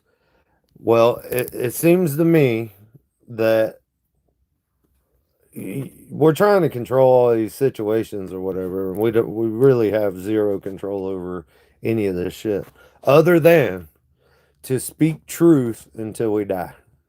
I mean that isn't that the point of it? Like you just speak truth no matter what it costs you. It could cost you prison, or death, or I mean look at John the Baptist, he was in prison. But if you go to prison, then you keep speaking truth and waking people up around you, and you speak truth until it kills you. And ultimately, if you just speak truth and you keep doing that, it's gonna kill you. Like that's the Christian walk. That's what you're called to do. You're supposed to go speak. That's called the gospel. It's called spreading the gospel. Okay. Jesus said, I am the way, the truth, and the life. Nobody comes to the Father except through me, right? The way, the truth, and he is truth, right? So when you're speaking truth, you are speaking about Jesus Christ. So when you're saying true things, you are spreading the gospel. And that's what you're supposed to do no matter what it costs you. Thank you for all of that, man. Thank you. Hey, I think, Charlie, I like how you tried to simplify it and get down to the actual event and implicated the guy in the white shirt. What Also, please hit the like button. do you see from the guy in the white shirt? What actions do you see him take? And I like how you had the entry on the right side of the neck. And how long did it take you to conclude that? For me, I use Photoshop a lot. I'm not gonna tell you his name. Blake knows what I'm talking about, but his father's the Cub Keller. Scott C. Keller is the grandfather on the building. Both of them were there. If you find the photographs online, that's a whole nother theory of mine. Because you have to look into Utah with the LSD connections, Chabad. They're all in the real estate. It's just another whacked out theory. I won't diverge from the true message that I wanted to say tonight. But Utah government, Spencer Cox on all the way down.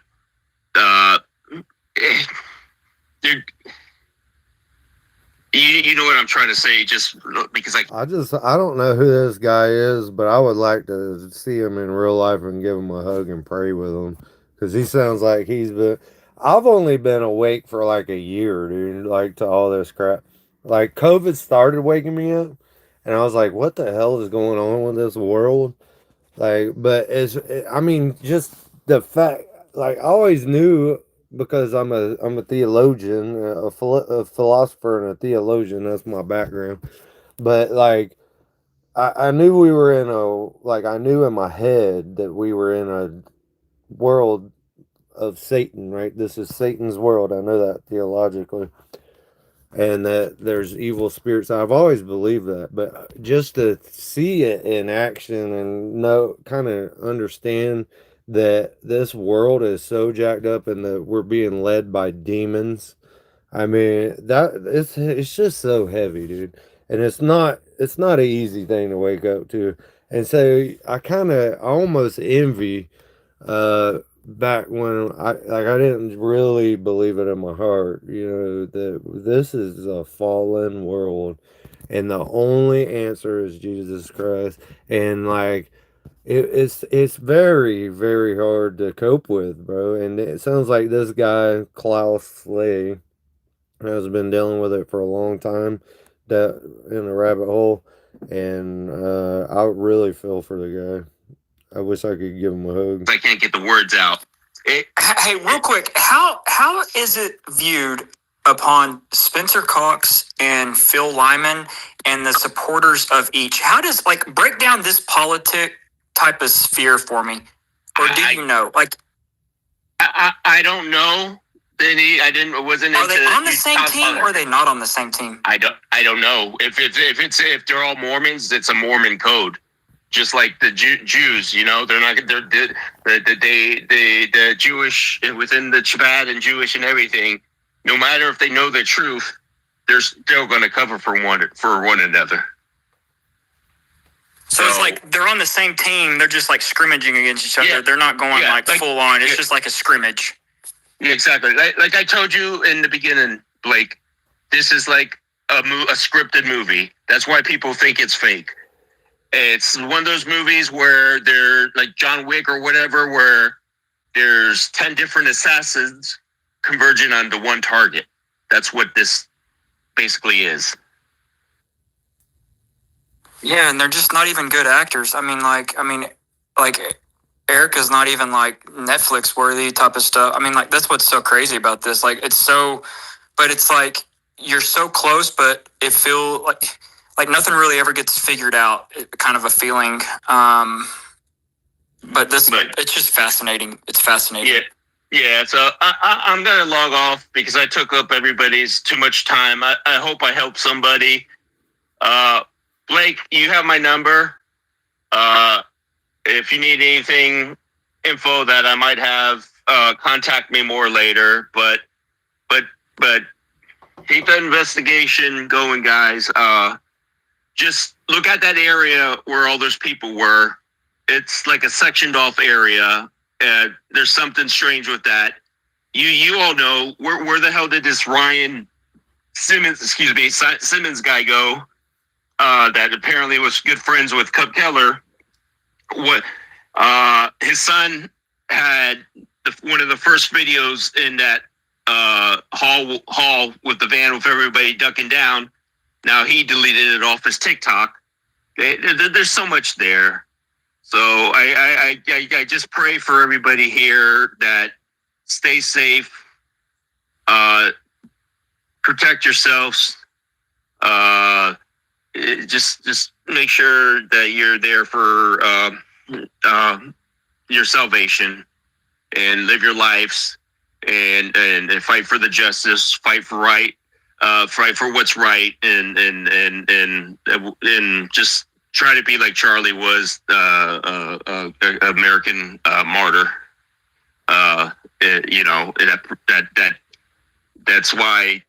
That's why he was getting too popular. That's why they killed him, because of the power that he was about to instill. Just like any musician, right? Musicians, the same thing. They get killed the same way. They get too powerful, and they have to go. Love it. Good stuff, man. Thank you so much for coming out. So you think you got the name of the white t-shirt guy sorted down? Because I was then leaning toward it was probably French Legion or French European Connection. That whole section looks very French. It is not French. It is. Nope. Can you give a better clue or not yet?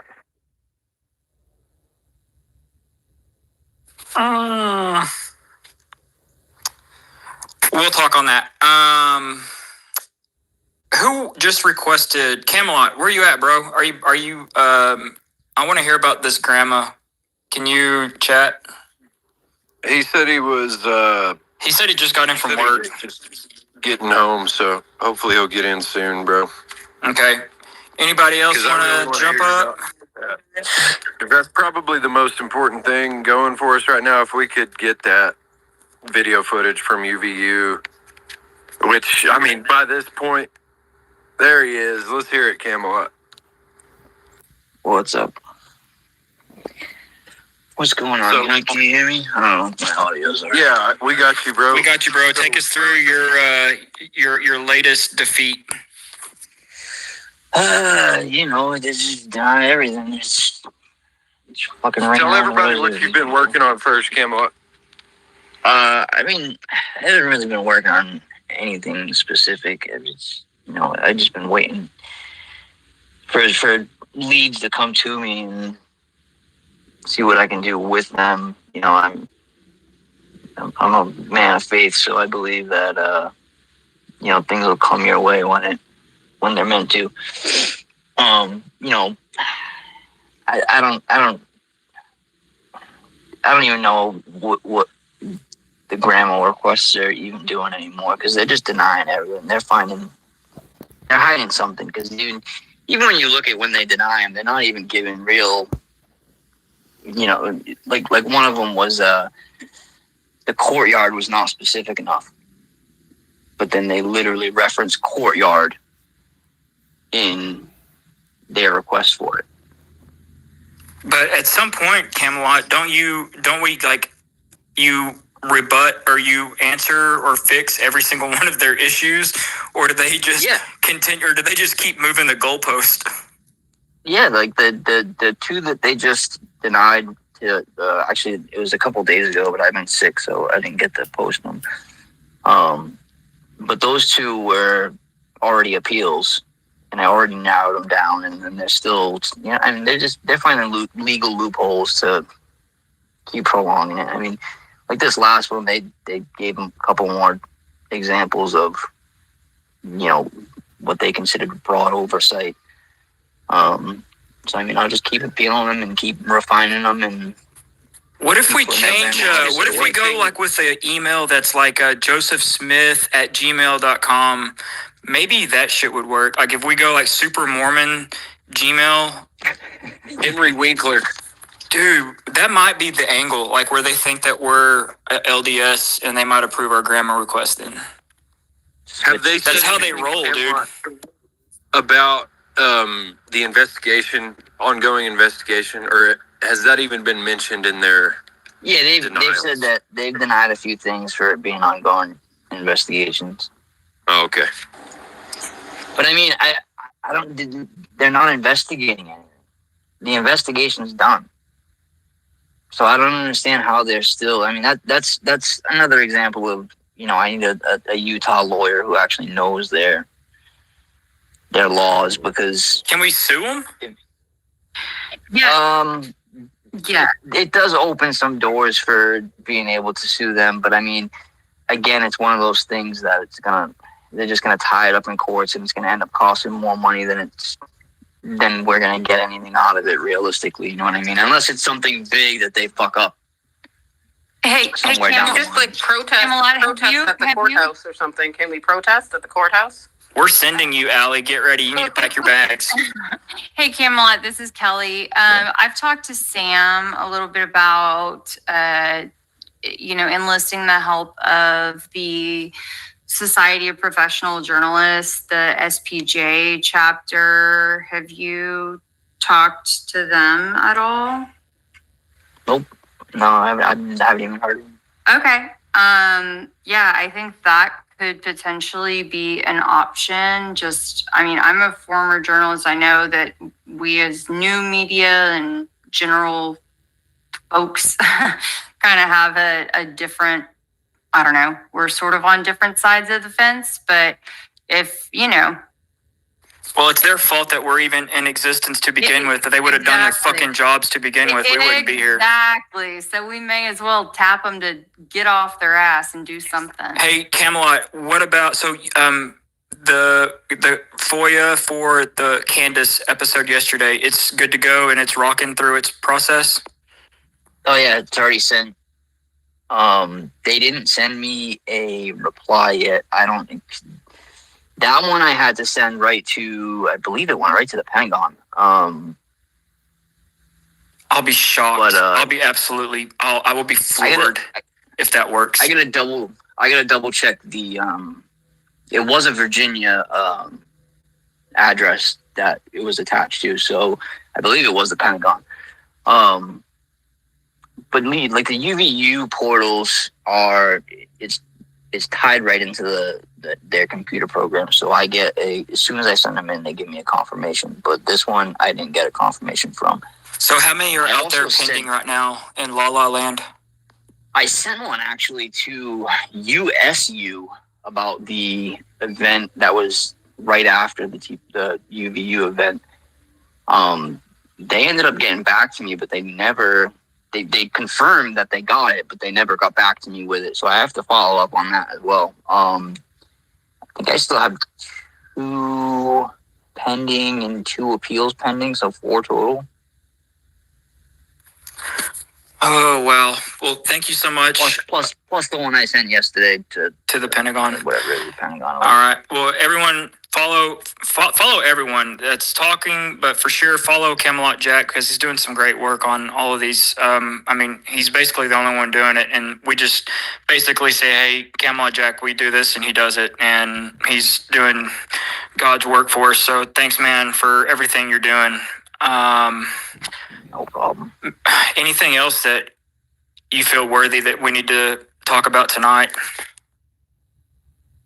No, I mean, it's just, to be honest with you, man, I don't know if it's just because I was sick the last few days, but it's been like a freaking black pill, man. It's just... Yeah, understand. Well, you know what I mean? Hope, it sounds like you're on the mend, and definitely hope you get to feeling better, brother. Thank you. Yeah, definitely better. Appreciate you having me. Well, keep us up to date. Anybody else? I'm going to wrap it up. Anybody else, last thoughts? Jump in. Blake, could Allie explain a little bit more about her theory about, and also Kelly, I think, has the same ideas that maybe that he faked his death, and so there may have been 2 different parties working against each other that day. I'm really interested in learning a little bit more about the whole faking his death, sort of all the evidence towards that. That'd be interesting to hear. Well, I'm looking at the pictures, and I've enhanced it, and I've given some to Blake. I don't know if you looked at it in your DM yet. I enhanced the shot where in his neck, and it looked fake to me. I enhanced so much that you can see an actual square, like of skin. And then I enhanced and went slow with the movement of the video. When he falls backwards, you can see in his shirt and underneath his neck something going towards squirting out into his neck. Then on his right side of his head, and I could share this all with you on another stream or something, his neck on the right side is completely blown out, and it looks like, something was put in there, like some prosthetic. And then I looked at the McClinklick, Charles McClinklick, I don't know if that's his name or Wilson or whatever, his photos, and I saw everybody's saying it's a necklace, right? Could be, but when a necklace breaks off, it usually drops down into your chest and goes down to the floor. Any girl knows that wears a necklace, it falls off. What happens? Tell me what happens. It just falls down to the ground, right? I'm looking at this one picture, and it looks like it looks like looks like thicker than a wire, not a mic wire. And my partner works in camera and film and TV. He does audio. He worked in Mr. Beast. He did all the series and mini Beast games. So he can tap into this on a next live stream. He said that is definitely not a wire. It's something else. Now, what is it? Is it a squib? Did he fake his death? He was acting very weird. I was looking at his demeanor when he was coming in. Charlie looked on edge. Brian Harpole looked on edge. All of them looked on edge. What were they doing behind the table? Were they actually trying to save him, or were they taking the squib out? I don't know what they were doing, but it's hanging. And for me, a necklace doesn't hang like that. It'll hang straight. It's not that color. His necklace was, I believe, silver. I've enhanced it so much where I'm just like, am I insane? What am I looking at? This is not a necklace. Why does everybody keep saying it's a necklace? Allie. Yes. Allie, have you seen the Ben Wallman film on the fake where he thinks it's faked? I posted it in the Purple Pill. It's a good watch if y'all want to watch it on why he believes it's faked and all the video angles, and it's pretty interesting. Yeah, but I do think they killed him anyways. Yeah, well, he was asking about the fake. The guy's got to get a pretty good rundown of why he thinks it was faked, but I don't know. Can I ask something here that's along those lines, as long as we had kind of gone down a divergent path here? I remember about 3, 4, maybe 5 nights after this incident in September, and I was listening to all the spaces, and a woman came on who said she knew a little bit about Erica's family. Now, I forget her maiden name. Okay, I think it's Skandik. You know, she's from, Sweden, Finland, that Norway area. And her past and her family have some connections into some old, what she had called some old Norse Viking types of religions and stuff like that. I don't know. I don't know if that's debunked or whatnot, but I was just wondering if we knew what Erica's past was. And where I'm going with this is the whole notion of, I don't think it was faked, but I wonder about the notion of perhaps wondering if Charlie may have martyred himself, knowing that it was going to come up. If this was the case, it would solve all of the problems. It would solve the rapid half-assed response. No one really knows what direction it came from. We know it's not a 30-06. So we in other words, we haven't nailed down who has done it. But if Charlie had something in a vest, a shaped charge, something that went, and he knew it was going to happen. In other words, in Norse religion, it was a sacrifice. He took his own life for a reason. And two things I can't get out of my head since this all started are, one, I'm not going to doubt someone's, their trauma and how people grieve. But I think a lot of people kind of noticed that Erica had alligator tears, for lack of a better term. And the last thing I'll never forget is if we saw the press conference after they got this kid. Do you remember Cash Patel? He got up there, 33 hours of fist pumping. He got him in 33 hours, and he says, "Charlie, we'll see you in Valhalla." Now, I have never heard anybody, let alone the director of the FBI, say, "See you in Valhalla" at a public press conference. I only see that on Netflix and in movies. Guys, but do you really think that they took him to the hospital?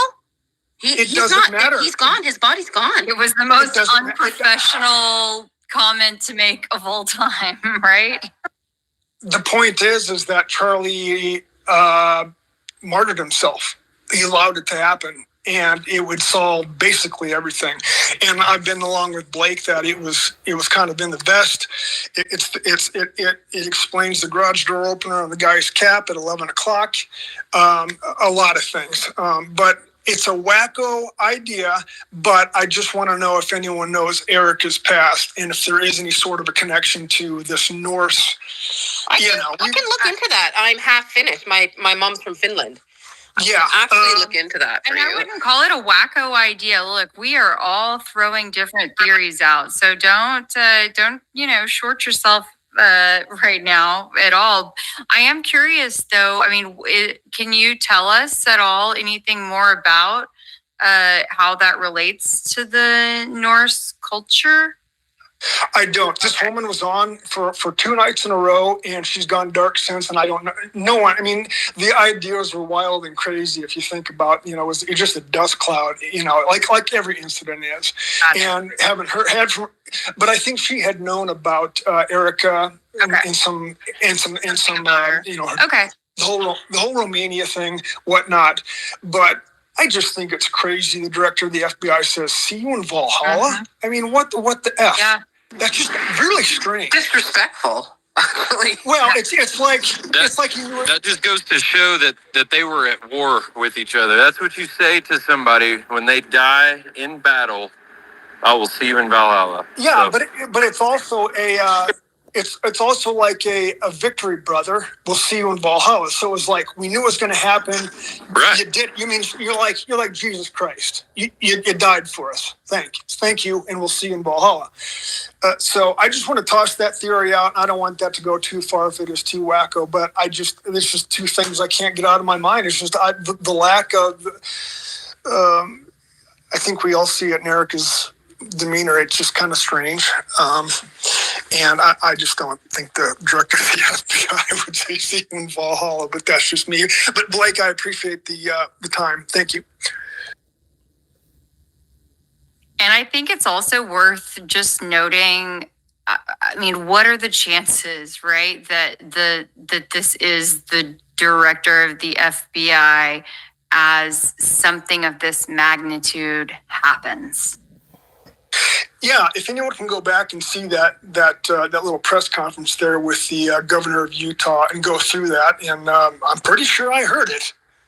Maybe you did. You did. You heard it loud and clear. Yeah. Everyone heard that. Yeah, for sure.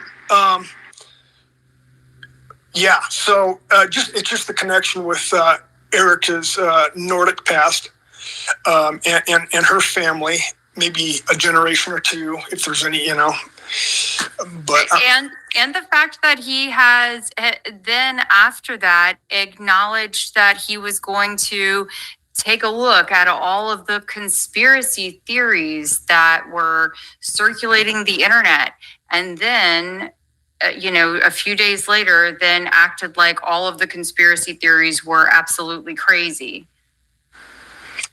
He's just using the FBI for their jet. I'm convinced.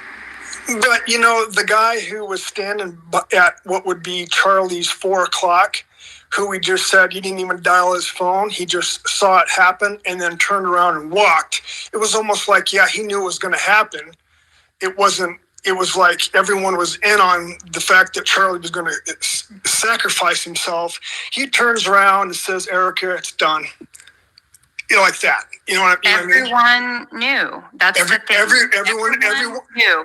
Everyone was exactly in their places. Look, you guys. I mean, I'll keep standing on this hill.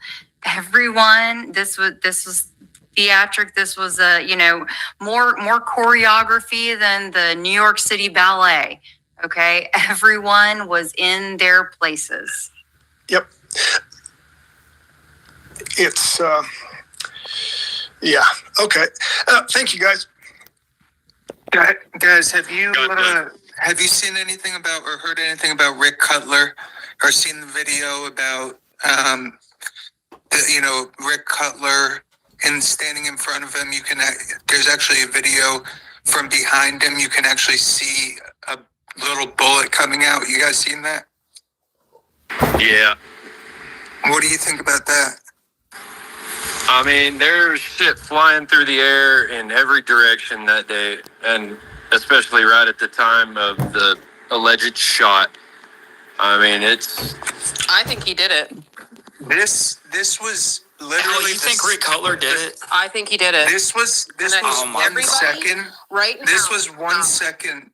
Yeah, it was 1 second before the bullet hit him. You see it exiting right where Rick Cutler's palm is. Nobody's talking about it. Nobody wants to talk about it. I know. God, I'm going to have to show y'all this. I'm going to have to release my video early, or I'm going to have to talk these people into releasing to show the minivan man doing the trigger so that all of this Rick Cutler stuff just goes to sleep. Like, I'm going to have to. I was wanting to do a Perry Mason thing where...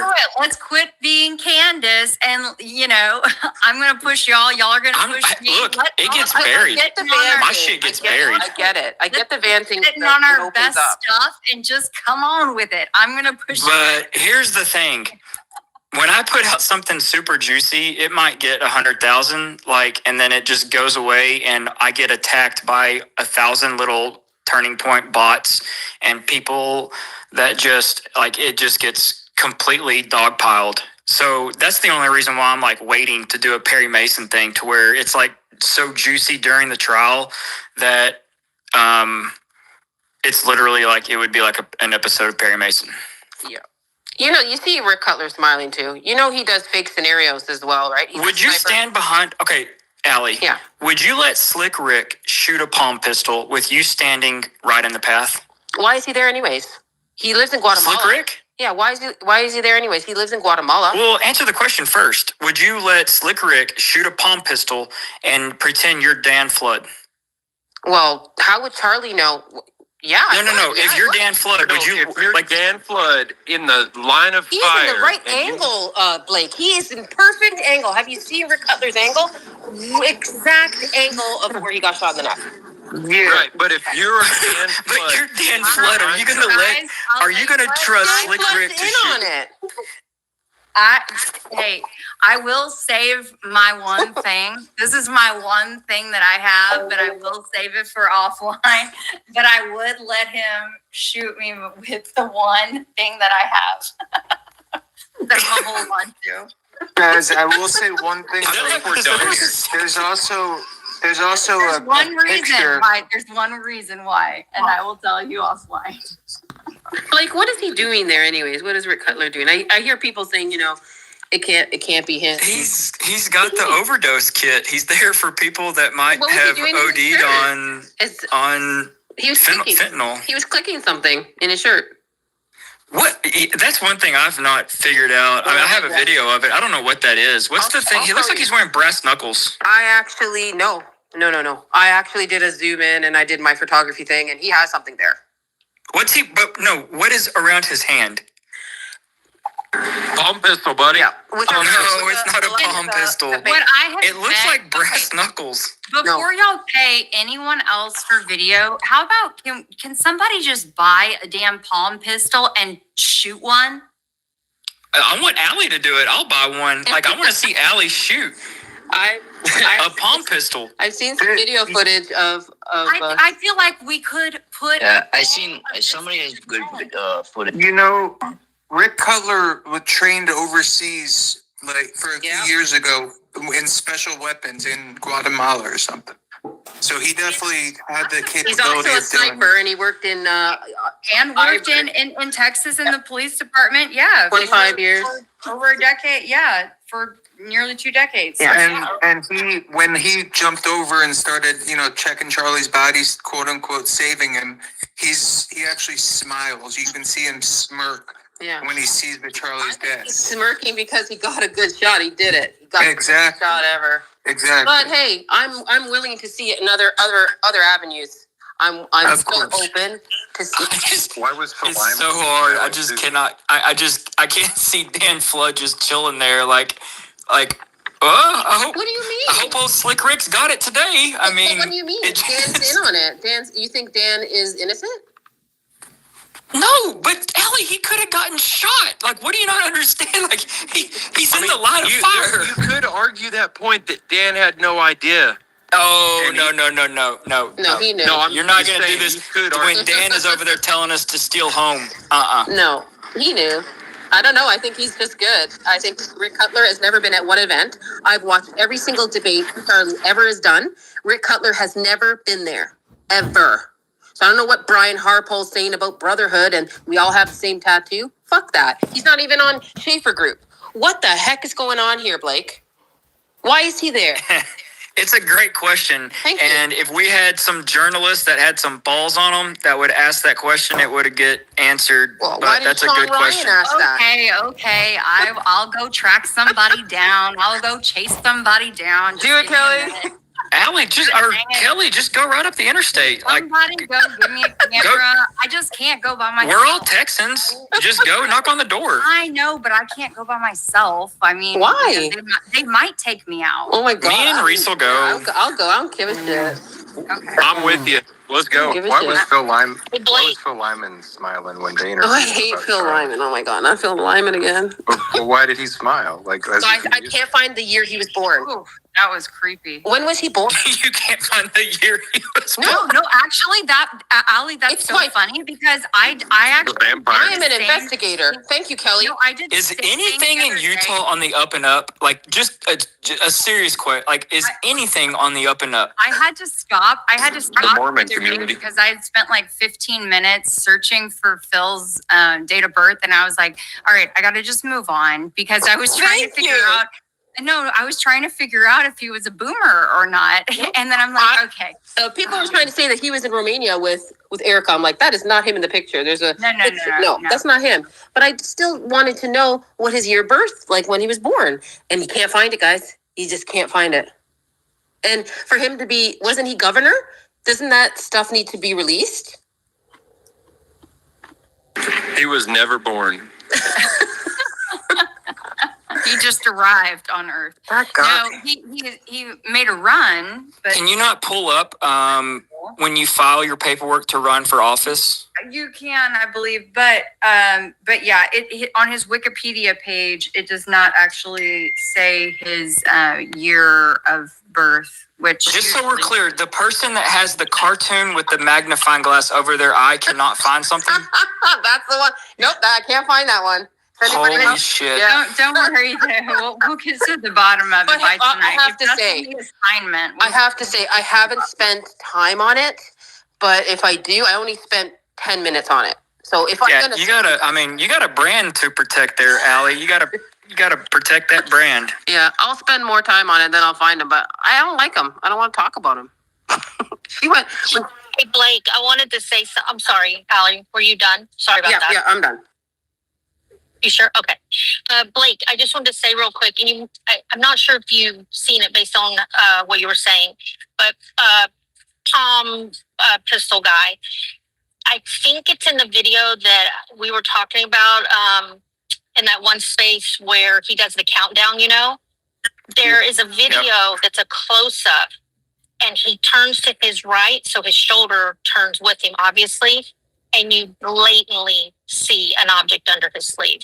I mean, clear as day. Yeah, I have the video. Yep, and he talks to somebody. Yeah. He talks to somebody with a tan hat on, and goes up to the up to the hill there, and he's always looking up at that guy up there.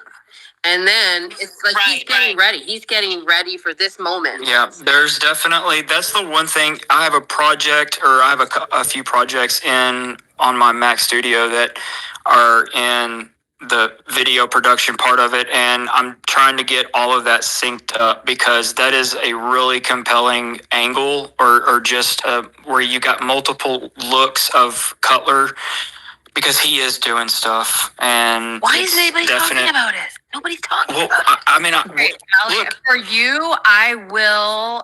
Scout's honor. I am going to work on that script that I've been telling you. For I gave you all that info now that I have that's been sitting on my desktop for you. That's the one thing that's so frustrating with the UVU review footage is it's just like. And I'm not going to say this college kid had no freaking clue, but it's like just out of frame. Minivan man, just out of frame. I mean, I had to go through, y'all have no idea what I had to go through to get that footage. That picture, of him, yeah. But, and then Cutler, they're both just out of frame. I mean, don't get me wrong, I'm super thankful we have it. But it's like, damn.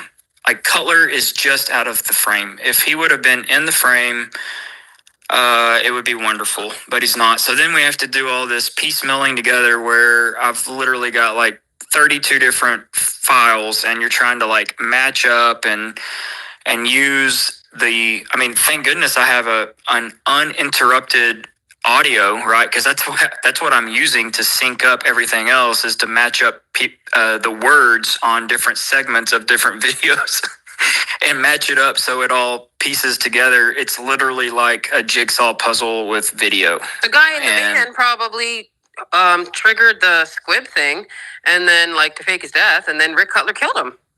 It could have went that way. Yeah, I think they were all a part of it. I don't know. But I do have a clear video of Rick from the front and Rick from the back where you can actually see something coming out.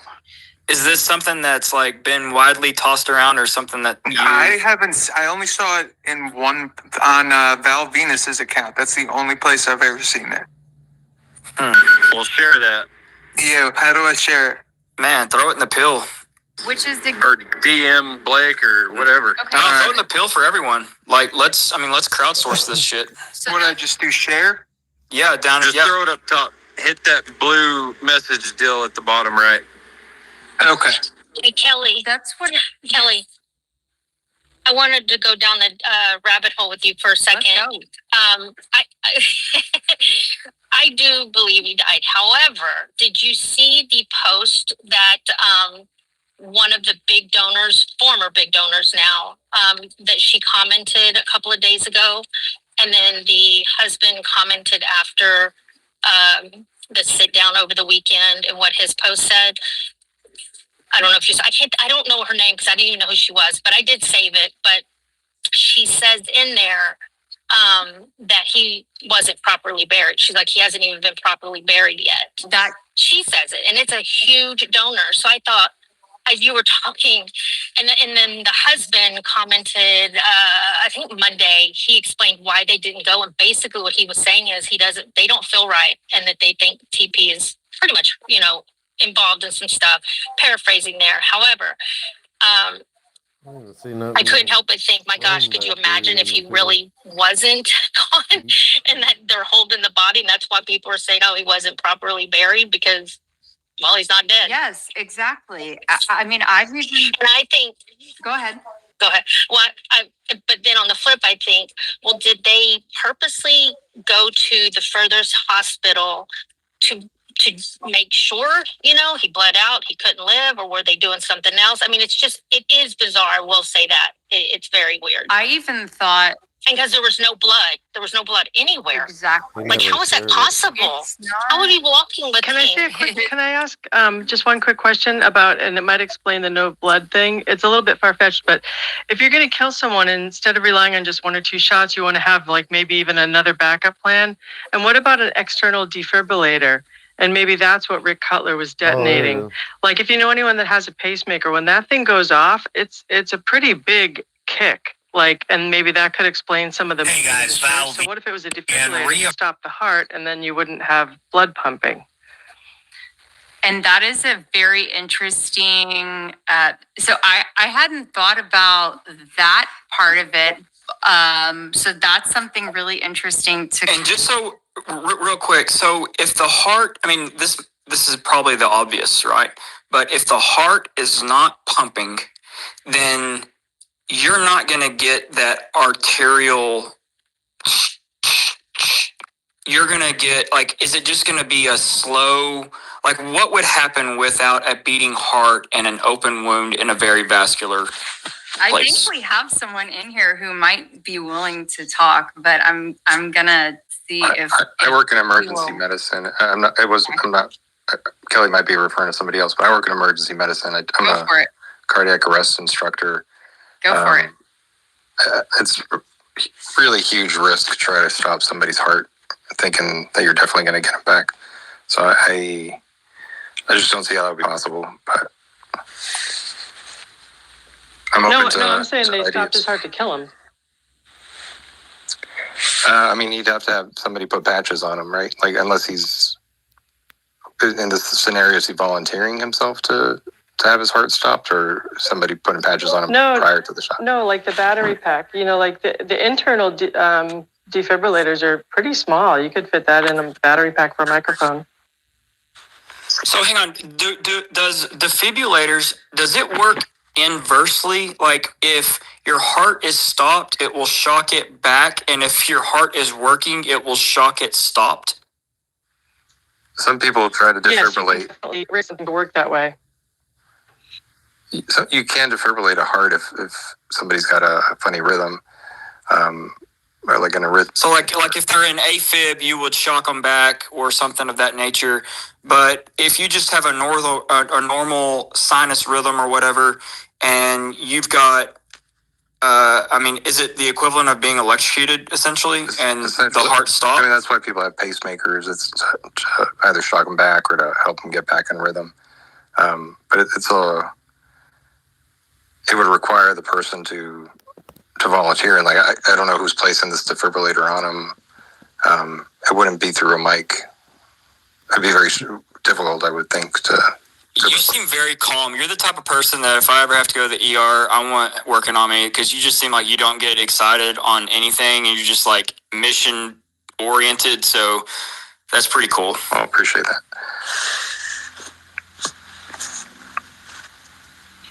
I agree. I'm like, Yeah, you've got it all under control. I was going to mention actually that like as Charlie is speaking, I believe as he is talking to, what was his name? Was it Henry, the guy who was right before Henry Dill? Yep, right before Hunter. I think you see coming around the back, there are the EMTs. If you look closely, and I'm pretty sure at least one of them is holding that defibrillator pack. Who's the EMT in the chat here? Rain dancer. Rain dancer. Can I ask him a question? I will try to answer. Okay. First, I just want to know your theory on what you think happened, and the EMT that was there. I just want to know what they can do as being an EMT. Can they just say, "Get the heck away from Charlie.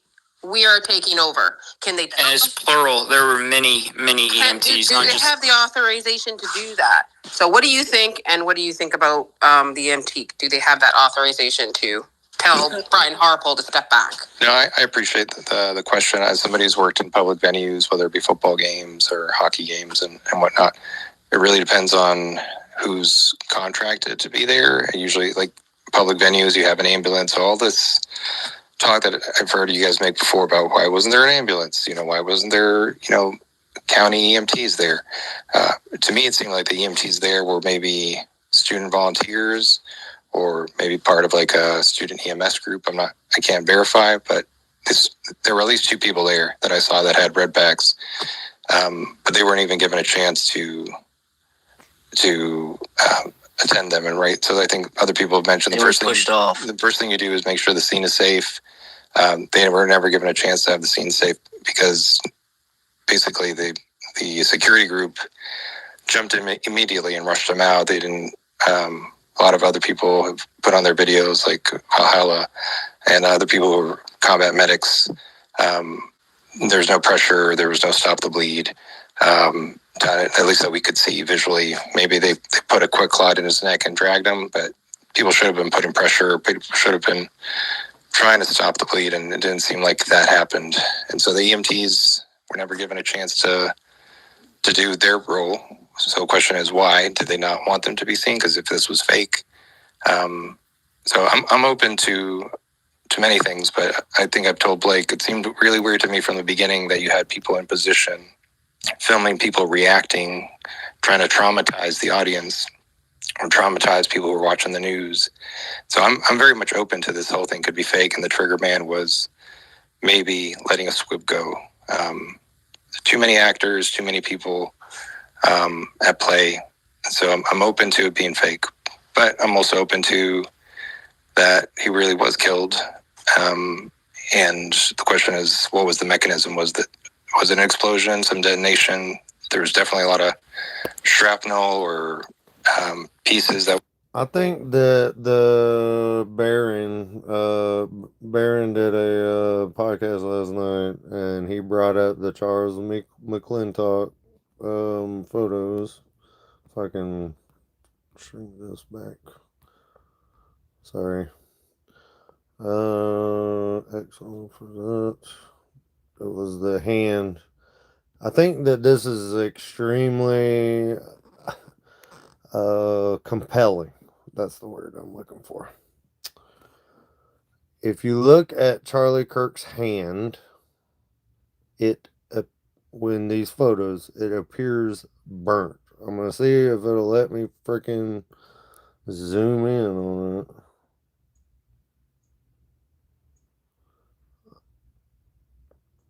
Without it clicking to the next video. It's hard to do this on my phone. I gotta work on my streaming skills. Okay, look at Charlie's hand. Let me see. I can't zoom in anymore without it freaking doing that crap. Charlie's hand, he does. Baron does a better job on his stream. You have to watch it. I can't get to the hand, but his hand appears burnt, like an electrical burn, like you got like the mic was hot. Is that fragments that were flying out? I can't explain why that happened. So I'm just keeping an open mind. I'm curious about the foreign actors. I think it's a production for sure. But the question is who coordinated the production? Yep. Definitely, I agree. I've just posted something that's a pretty good look of all of the EMTs as they're being escorted in by the dude that's got the Chicago Cubs baseball tattoo. I know it sounds crazy, but I think his name is Angel. I'm still waiting on my cartoon friend Allie to find out the guy's identity. I'm but so anyways, close to the van guy. I know. I still think it's not a Chicago Cubs tattoo. I agree. It's weird. It's super close to it, but I don't think it is either. But Phil Lyman, if you'll click on that video up in the nest and then go to 6 minutes and 24 seconds. I mean, anyway, this video is great to watch the background because Phil is being interviewed, but there's a lot of things happening. I did not see this until late, like last month. So I'll post it there. It's definitely worth checking out if you haven't seen it, but at 6 minutes and 24 seconds, if you scrub forward, you can see how the dude, we'll just call him Angel until we know differently. Angel is escorting down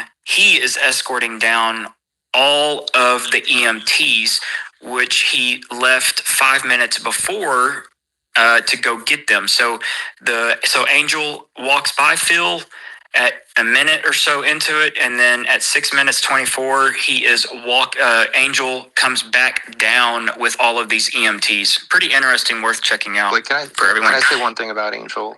Yeah, and then Camelot, go. Great. So I think that's a great video of Angel. You see him walking in. When Trigger Man, I don't know. I was trying to bring up the video that Blake was talking about so y'all could see it, but I don't know what he's talking about. Usually in the nest, I would be able to scroll right here and see it up top if he had left it there the whole time, but he doesn't know how to do a good recorded space and leave all the shit up there.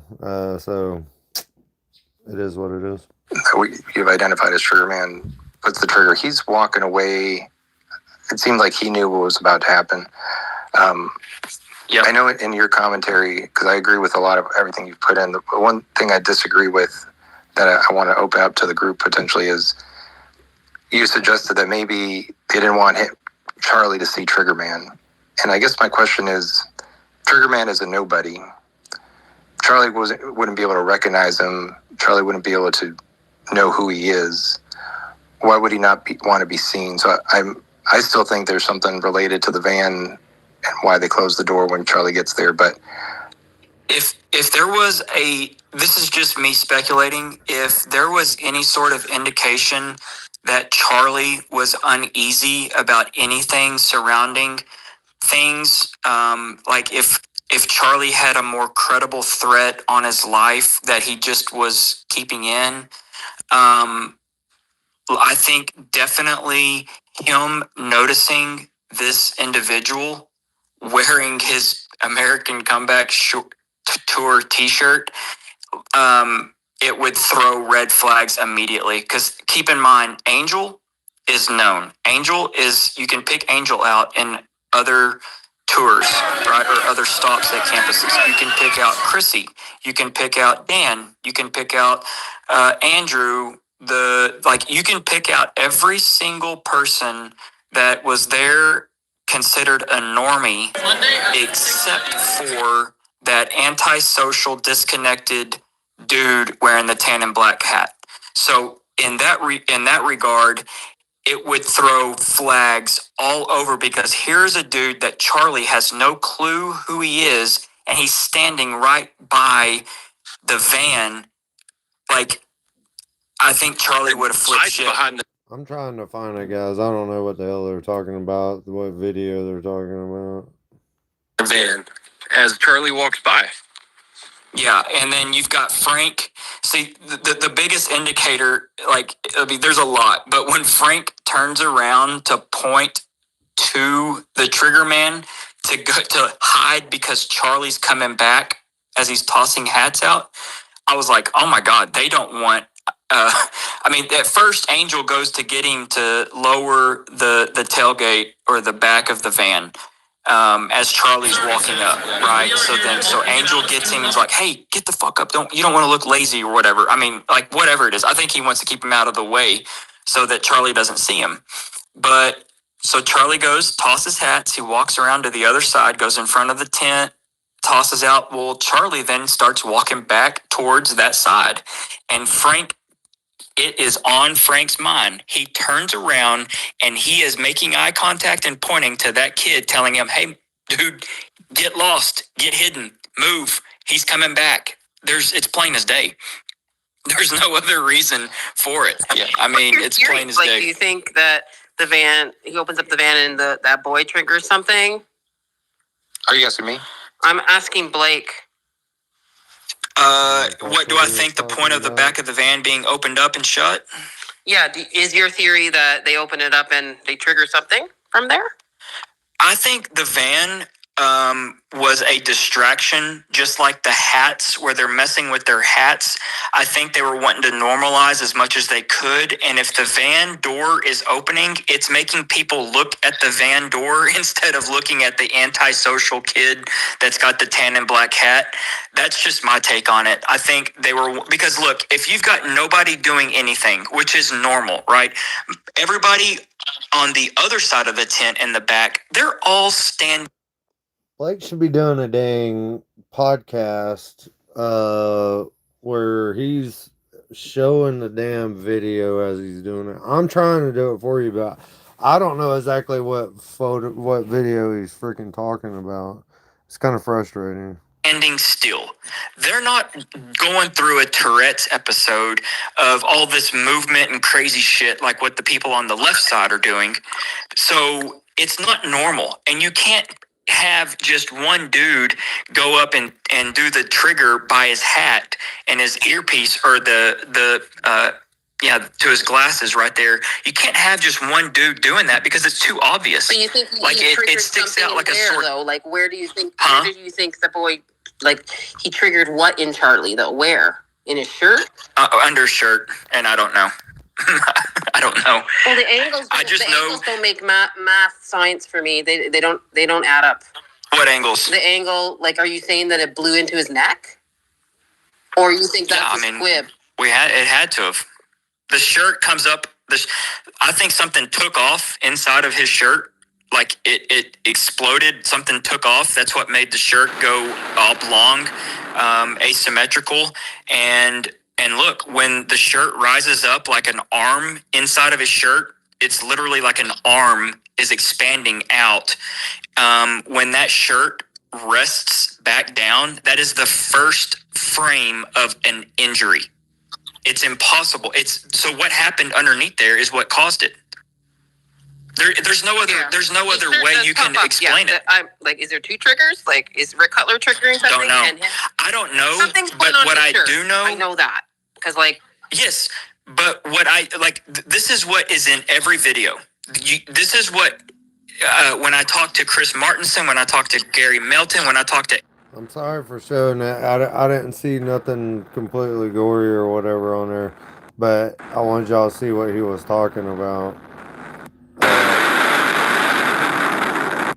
That's that arm going up, or what he's talking about. You can see it raised. I'll click on it, so it's. I don't want to look. That's weird, dude. Like, what is that? I mean, I don't know. I hate showing it. But to every single person that's gone down the ballistic rabbit hole is no one can explain how all of that crazy shit happens with that t-shirt, and then when the t-shirt finally calms down is when the first visible frame of an injury exists, and then it starts to bleed. It's because whatever is underneath his shirt is what caused that injury. So Blake, just to consider something differently, I want to point out the fact that if it was like what Barron said on his podcast last night about the mic being electrocution thing, shocking him with the evidence being the burnt hands, as I've shown several times, but since there's new people joining us, I'll go back to Charles McClintock's photos. This, if you go, you can go to it yourself right there, Charles McClintock Wilson, right, so that you can zoom on in it yourself. It's very hard for me to do it on my phone while I'm streaming, but these photos, you can click on this, zoom in. Oh, it's let me do it a little bit. Barron did a much better job showing it on his podcast last night. That looks like a burn, dog. His hands look crispy. If you're saying it's blood, you would say he got blood and then they wiped it off of his hands in such a way that it looked like that. No, that's a burn, dude. Look at his thumb. Look at his thumb. You can barely freaking see the shit on my screen, but you can go look at it yourself on your browser. That looks burnt, scorched to me. At least that needs to be looked into. But what I was saying is Blake is talking about this shit under his shirt. So in a electrocution scenario, jewelry is a big deal, okay? So like jewelry has an effect on the body, right? When you're being shocked. I could see there being a physical reaction in that. I mean, I don't know. I'm no expert.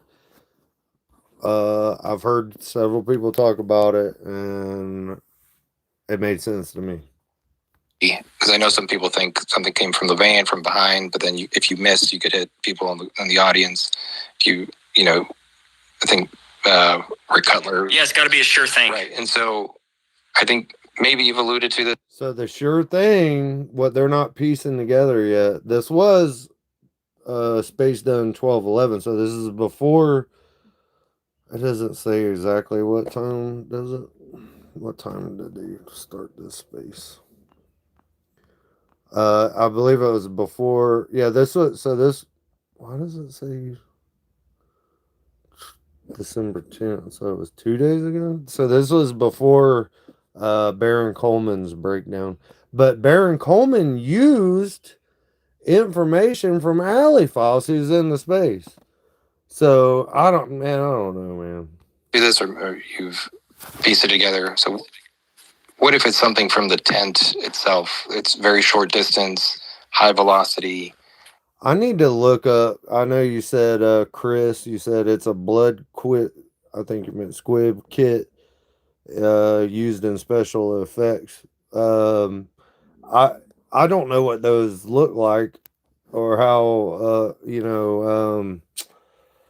there's a person in the chat of Baron Coleman's that was like a special effects person that was talking about it and paying to ask him questions about it on his podcast last night. I mean, I'm open to that. I'm open to the fact that Charlie Kirk was in on it and he is either still alive or dead. And if he's still alive, then they did they faked his death or whatever. And you think what you want about that. I don't know. I don't think that I don't lean that way, but I understand the fact that you could lean that way, but it could be that he thought he was going to fake his death and they killed him. Okay. That's where I'm leaning towards, because it seems almost like he had like hesitation. I can't show it. it's gonna kill my channel. My reach has already been severely limited from what I've shown already. There's only 15 people in here right now, where I used to get freaking 1,000 people in here. But I don't care. Speak truth till you die. If if he was in on it and thought he was gonna fake his death, and he had a crew working on that, but then there was another crew that was like, we're gonna kill this dude. I mean, everything all of a sudden makes sense. It explains his hesitancy in the video. It seemed like, you have to go back and watch this stuff. I can show you where to watch it at, but I can't play it again because my channel keeps getting dinged. But if you go to right here on X, you look up Sam Parker and you search, what was it, Mikey? No, it wasn't Mikey. Was it Mikey? There's like a 10-minute video where it shows the whole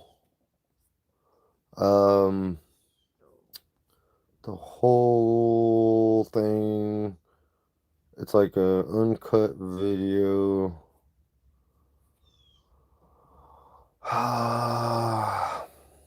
Where is it at? It was a while back. Yeah, it was before that. I'm sorry I'm doing this live, guys. You just bear with me. I'm looking for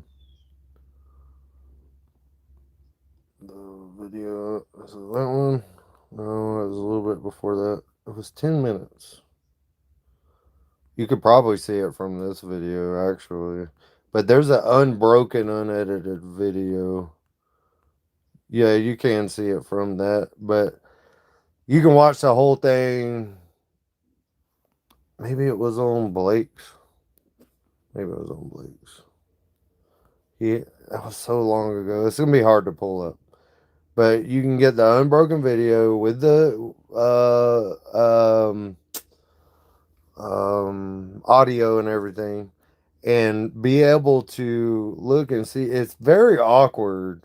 It's obviously all set up, and it looks like Charlie might have been in on it, because he's acting really weird when you're paying attention to it. So anyway, I'll get back to the space. Hits him from an angle that maybe we haven't discussed yet. Detonates, leads to the, I still think it looks like an exit wound. What comes out from his neck. If we can get, I am open for it. This is what has to happen. We have to have something where the first frame is where you see it interacting with the shirt, the neck, the necklace, something. So far, every single video that exists, and I have every single video that is of original quality. I can say that without it blinking an eye. Every single video, the first thing that happens is that necklace flies off. That means something happened underneath there. Right. Like, you've got to have something interact with. You've got to have something interact with the necklace to make it do that. Not just the necklace fly off. That means a very high charge of electricity going through the body would seemingly, to me, do that. Am I wrong, chat? Am I making sense? I mean, come on, live chat. Where you at? Usually everybody's in here trying to talk and figure this shit out together. that means the necklace or whatever that is what did it, is what's causing it. That's the first frame. And the amount of debris. Until I see differently. The amount of debris. The underside of the lapel mic probably exploded. Well, Blake, you also need to refer back to the video where you. Blake was the one that came up with the exploding lapel mic theory. The problem with that is the lapel mic is attached to his shirt. Okay, I can't zoom in on it. You see that lapel mic? It's still there. You can see it in this shot. Right? The lapel mic would have went the opposite direction. That's the problem I have with the exploding lapel mic deal. So I can't get on board with no exploding lapel mic. I think the most obvious or the best explanation for the most amount of evidence so far is the electrocution. Electrocution with a squib to show for the blood, you know what I mean? For the either see a CGI or a squib or whatever you want to. I don't know. I can't. I'm not clear on that. But I think what actually killed him was electrocution, and as evidenced by the hands, the burning hands. I mean, this. Go back and watch Barron's podcast yesterday. God dang it! It will not let me do this. Oh, look at the hand. I'll try to zoom in further, but it's not gonna let me. Look at that hand. That's a crispy hand, dude. I mean, that's a crispy hand. That's all. I don't see how. That's pretty freaking compelling. And it's a tragedy that we're all we need is a honest medical examiner, and they would have this completely nailed down. Was that the pictures you showed his arm burnt way up his arm? After seeing that, I'm pretty convinced. Yeah, dude, it's compelling. I'm not convinced, but it is compelling. You do go to it yourself. It's Charles. I'm not trying to steal this dude's stuff. Go there. Look, Charles McClintock Wilson. If you Google that, that's what I did. Right. Go there. You can click on this. There's pictures. You go to the aftermath. Is the ones that it shows. Well, it's not gonna let me click on it now. Let me go to this one first. Aftermath. That's the ones that shows it. All right. If I can zoom in enough on this, there's actually a burn. Oh, it changed photos.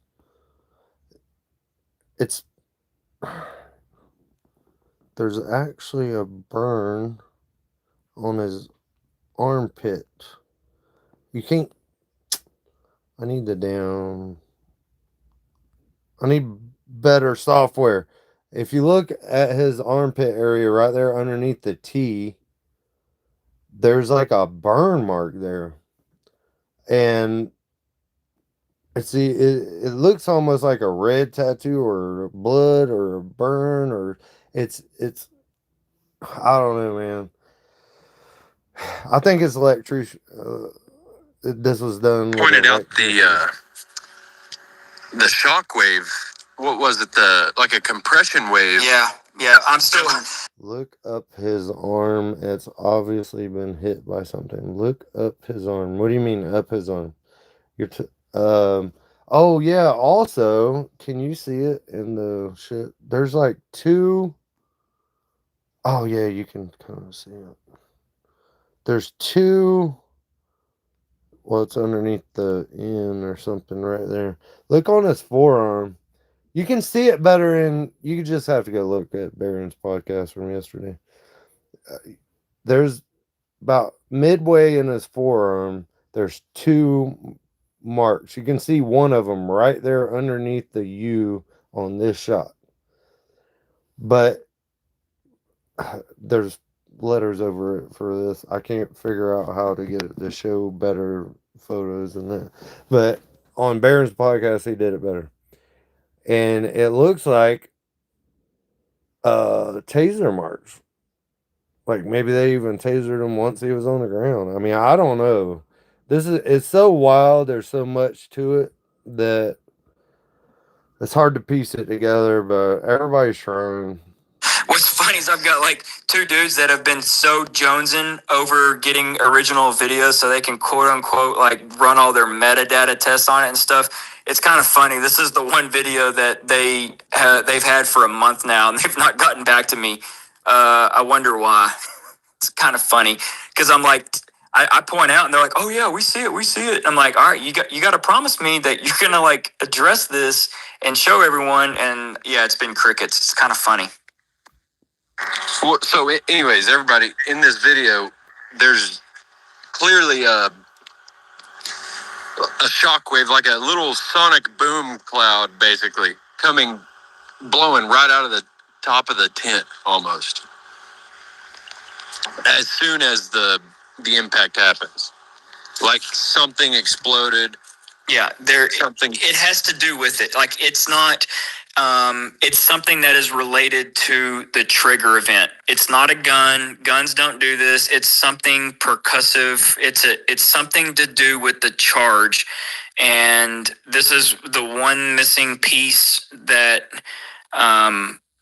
it's just the one missing piece because have you it's seen going how to be Brian it's like the fingerprint.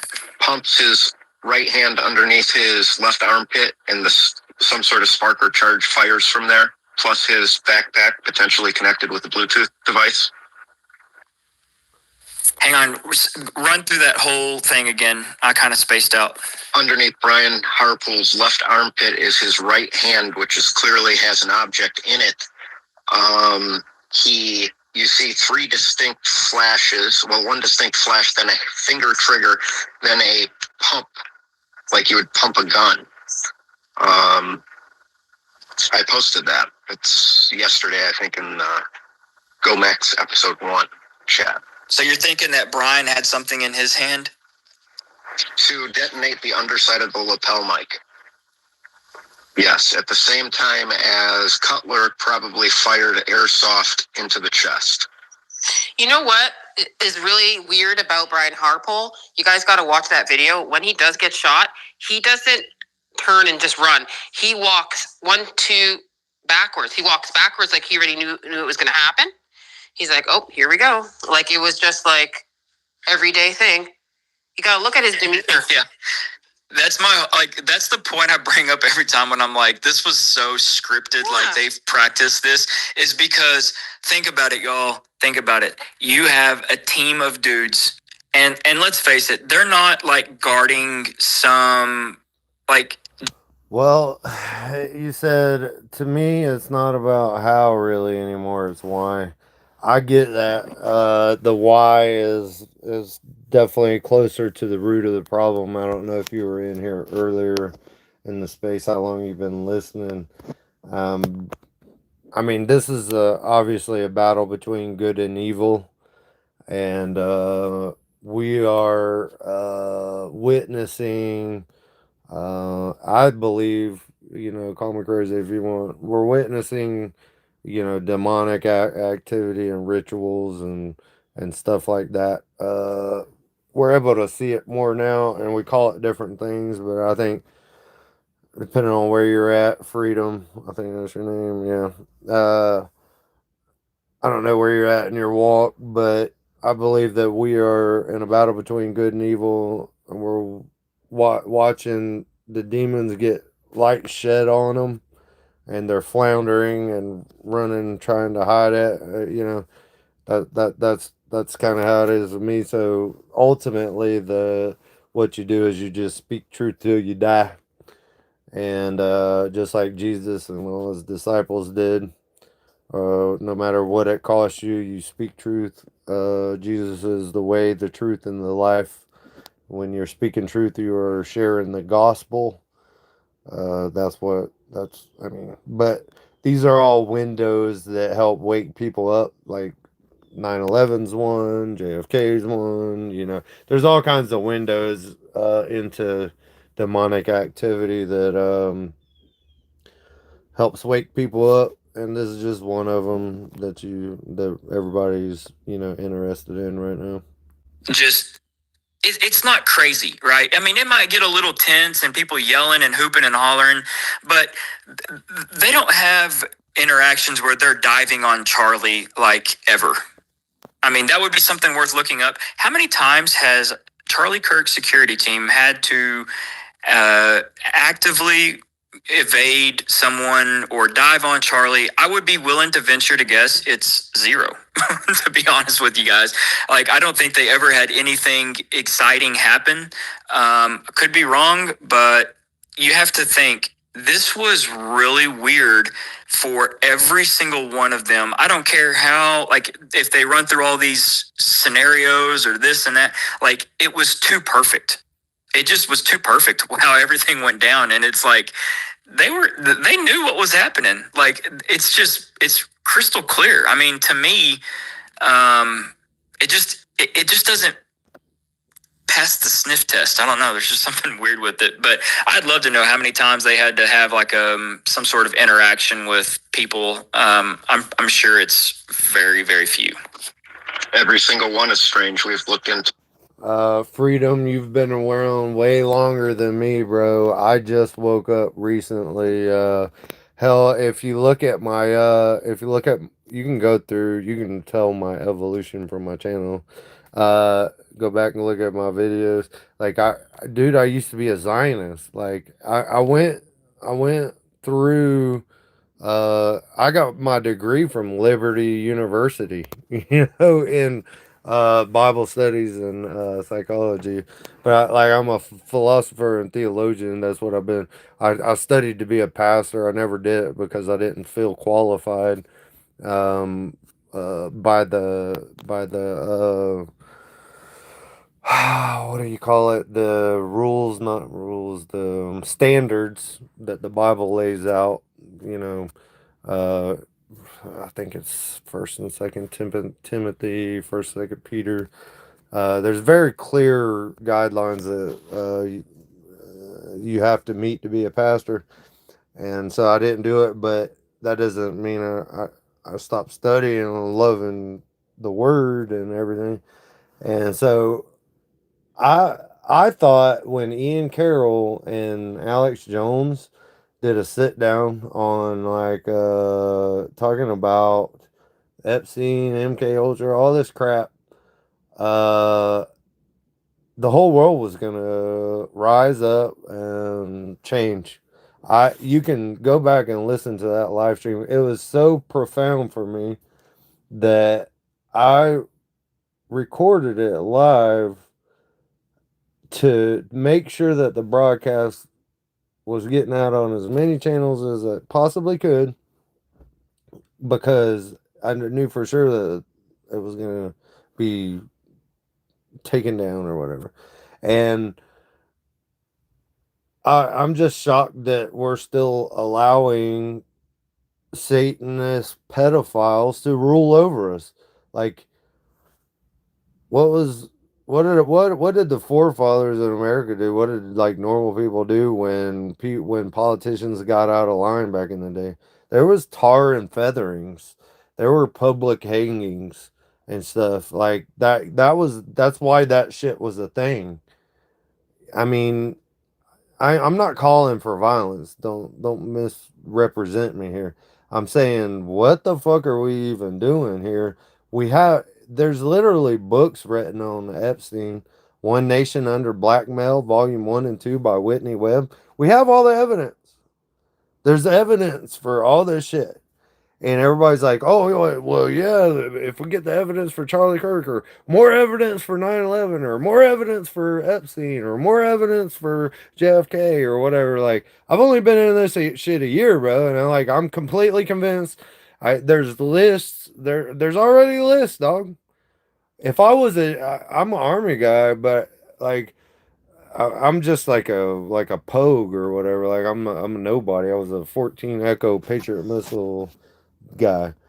If these people, I would figure tier 1 operators would be doing some things. You know what I mean? I'm not calling for nothing, but people like Valhalla VFT Nate, him and his crew, like how much evidence do y'all need before things start happening? I don't know, man. It seems like evil's allowed to just be now in the open, and it's like, what do you do to evil, bro? Like, I mean, come on. Into them all. Flood practically catch tackles him off the chair. That was incredible, if nothing else. Yeah, it was back to Kelly's reference. It was very WWE feeling like. It was, yeah, somewhere. I'm sure you're familiar with Nuremberg, right?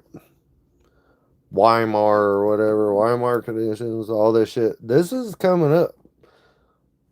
Between WWE and the ballet. Yeah, it's like a choke slam. I call it a circus. It's like a circus tent. That's what it was. Yeah, that really struck me.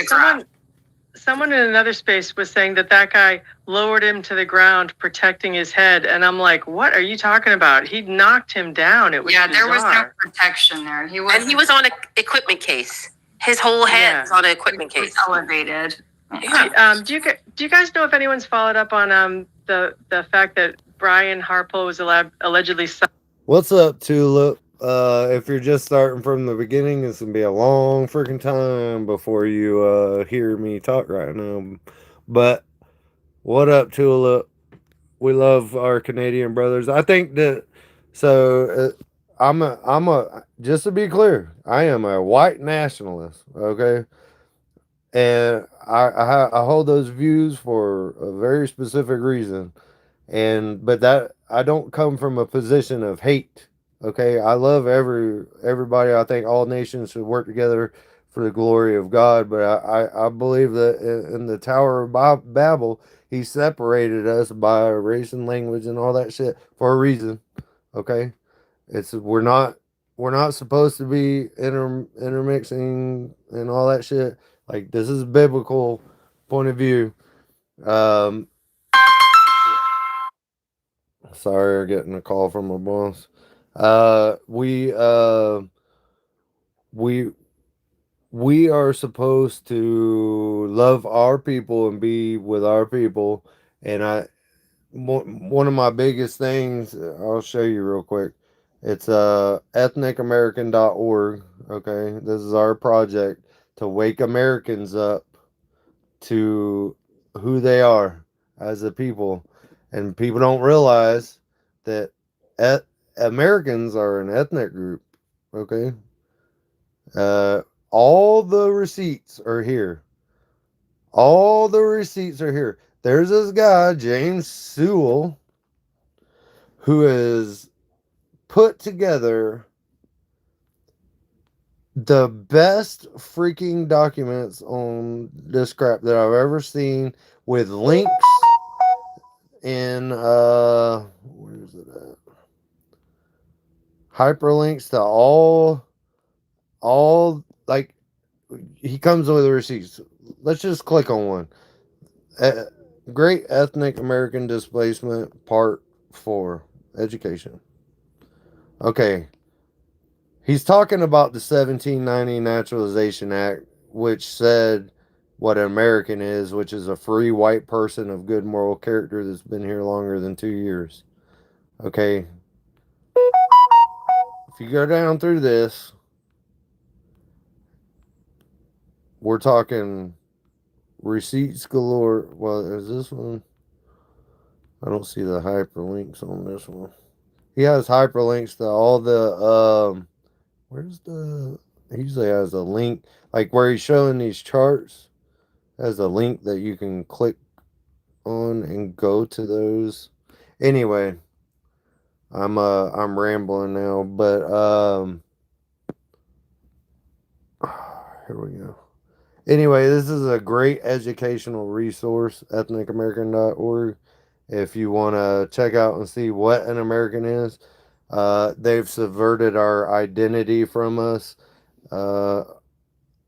This is all part of the same beast. It's all satanic. It's all false prophet. It's all lies that we've been fed since we were born. Cited at that SCIF meeting on the base. Has anyone found another piece of evidence that he was actually there? No, but our boy Camelot Jack has got the FOIA request in to the Pentagon. So hopefully we get some traction on something. Oh, thank you. That's awesome. Thanks to him so much. Go for it, Camelot Jack. Yeah, there was talking about the medics. There was a medic. Goddamn.